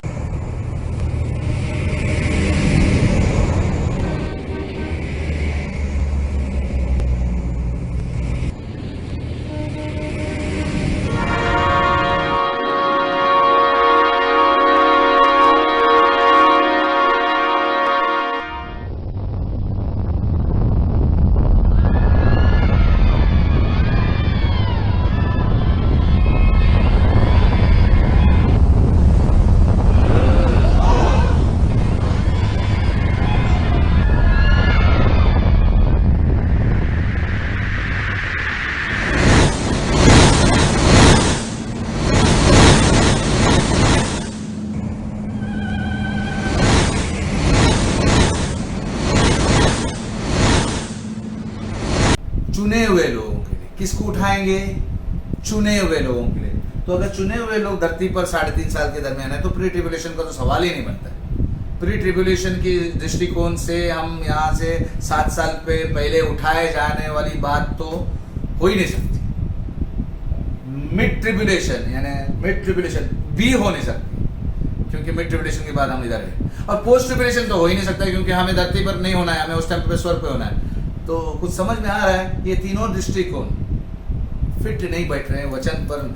जबरदस्ती फिट करेंगे तो होगा, लेकिन अनुमान लगा के करेंगे तो होगा, लेकिन वचन के अनुसार नहीं फिट होता है। और यीशु मसीह के स्वयं के शब्द है, और उसके नहीं बोलो, मैं यीशु मसीह के वचन की बात कर रहा हूँ। और इसका अर्थ ये हो गया, तात्पर्य यह भी स्पष्ट है, उन दिनों में महाक्लेश के संकट के तुरंत बाद जो हमारे लिए परमेश्वर द्वारा कम किए जाएंगे, वो समय काल कम किया जाएगा, कलीसिया को रैप्चर द्वारा उठाया जाएगा। यानी हम 3.5 साल पूरे नहीं होंगे, मतलब वो कम किया जाएगा। अब वो कम कितना किया जाएगा ये प्रभु ने नहीं बताया। हो सकता है वो आधा साल कम किया जाएगा, या 1 साल कम किया जाएगा, 6 महीने कम किया जाएगा।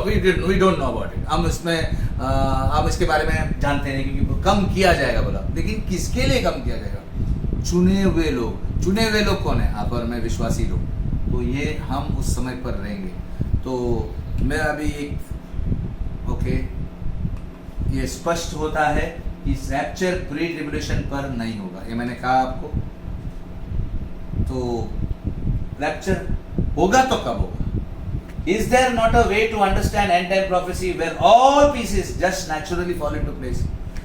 We have seen that pre tribulation doesn't fit, though it is the most popular, but there are a lot of assumptions which are trying to fit the scriptures forcibly. Then there is a mid tribulation, which is again time, the time predicability is not correct according to the scripture. Then there is a post tribulation, which is also not correct. So is there not a way where we can fit all these pieces very easily? It's written, is there not a way to understand end time prophecy where all the pieces just naturally fit together? अगर ऐसे हिंदी में कहें तो हम कहेंगे rapture कब होगा। क्या अंत समय की भविष्यवाणी को समझने का कोई तरीका नहीं, जहां सभी टुकड़े, सभी जो वचन इधर उधर से जो भी है स्वाभाविक रूप से अपनी जगह में फिट हो जाए, हमें फिट करने की जरूरत नहीं, स्वाभाविक रूप से फिट हो जाए, तो कैसे होगा? इसके लिए एक ही जवाब आता है, to understand this the rapture, to understand the rapture we must understand the day of the Lord. I said to understand rapture we must understand the day of the Lord. Hindi वालों के लिए मैं कह रहा हूं कि ध्यान दे, अगर आपको रैप्चर को समझना है तो हमें समझना होगा प्रभु का दिन, प्रभु के दिन। और प्रभु का दिन आपको मैंने कई हफ्तों पहले एक शिक्षण में बताया कि प्रभु का दिन यानी 7 तुरैयां फूकी जाएगी, 7 कटोरे उंडेली जाएंगे, वो प्रभु का दिन होगा। वो पुस्तक खोली जाएगी, 7वीं मोहर खोली जाएगी, तो प्रभु का दिन प्रकट होगा। तो इस विषय में विस्तार में हम अगले बुधवार को सीखेंगे, लेकिन इस बार 7 तोइयों के बारे में नहीं सीख रहे हम, ना 7 कटोरों के बारे में। प्रभु का दिन और रैप्चर, कलीसिया का उठाया जाना, ये इससे इसका तालमेल क्या है, इससे कैसा जुड़ा है, ये हम अगले हफ्ते देखेंगे। तब आपको पता चलेगा कि और कौन सा दृष्टिकोण बाकी है।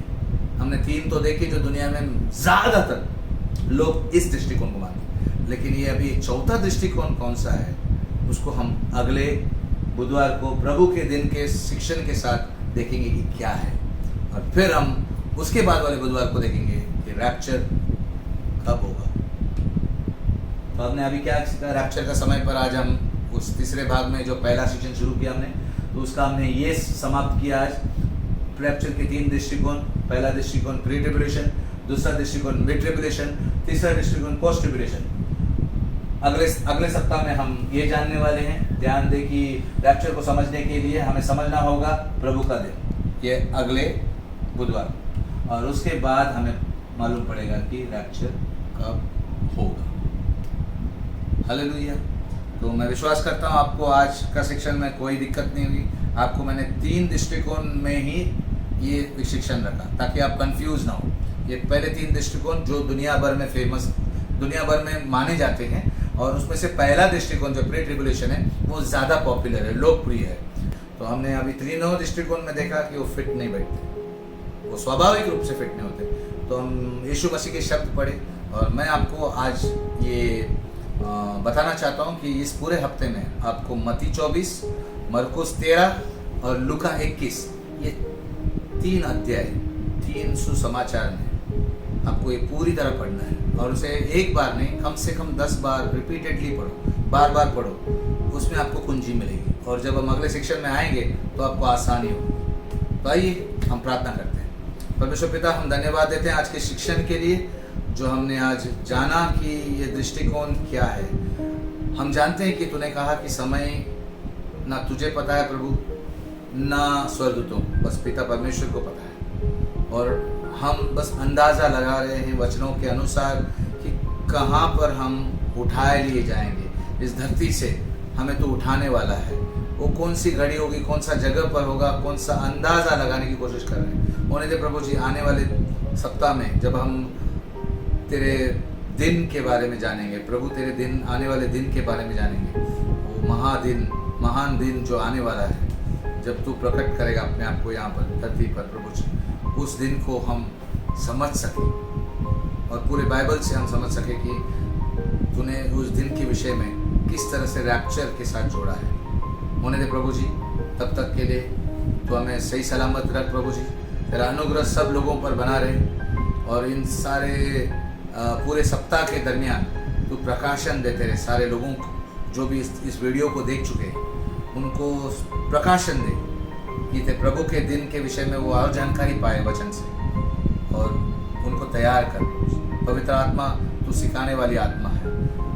होने दे प्रभु जी, तू प्रेरित कर, मार्गदर्शन कर सभी लोगों को जो यहाँ पर देख रहे हैं इस वचन, इस शिक्षण को, ताकि वो और सीख पाए और उनको समझ आए, समझ की आत्मा से भर दे। होने दे परमेश्वर, जिस समय कोरोना वायरस का जो समय चल रहा है सभी जगह, और कई जगह पर लॉकडाउन अभी भी है, होने दे ऐसे समय पर लोगों को जो परेशानियां हो रही है प्रभु जी, उनको उनमें से निकाल। जो भी पैसों की समस्या है प्रभु जी तू पर्याप्त कर उनको सहायता कर प्रभु जी। और जो इस समय बीमार है प्रभु जी उन्हें तो चंगा कर होने दे प्रभु जी। जो जिनको भी तूने सब लोगों को यहाँ सभी को सुरक्षित रखा है इसके लिए धन्यवाद देते हैं। जो भी मंडली के लोग हैं प्रभु जी कोरोना वायरस से अभी तक बचे हुए हैं प्रभु जी और तू उन्हें आगे भी बचाएगा ये हम विश्वास करते हैं। मदद कर प्रभु जी। यीशु का लहू का बाड़ा सब पर लगाते हैं जो भी इस समय देख रहे हैं और मैं घोषित करता हूँ प्रभु जी तू उन्हें उन्नति में ला रहा है तो फिर से उन्हें पुनर्स्थापित कर रहा है तो उनके सपनों को फिर से उनके जीवन में पूरा करने वाला है प्रभु जी। मदद कर प्रभु जी सभी का सबको अनुग्रह से भर दे सबको आशीष दे यीशु तेरे नाम से प्रार्थना करते हैं और सब कहेंगे आमीन। मैं एक बार फिर से कहता हूँ आमीन कहिए क्योंकि वो सारी प्रतिज्ञा परमेश्वर जो किया आपके लिए वो पूरा करेगा आने वाले दिनों में। बस स्थिर बने रहिए विश्वास में दृढ़ बने रहिए यीशु के नाम से। और अगले सप्ताह मिलने तक आप सभी को जय मसीह।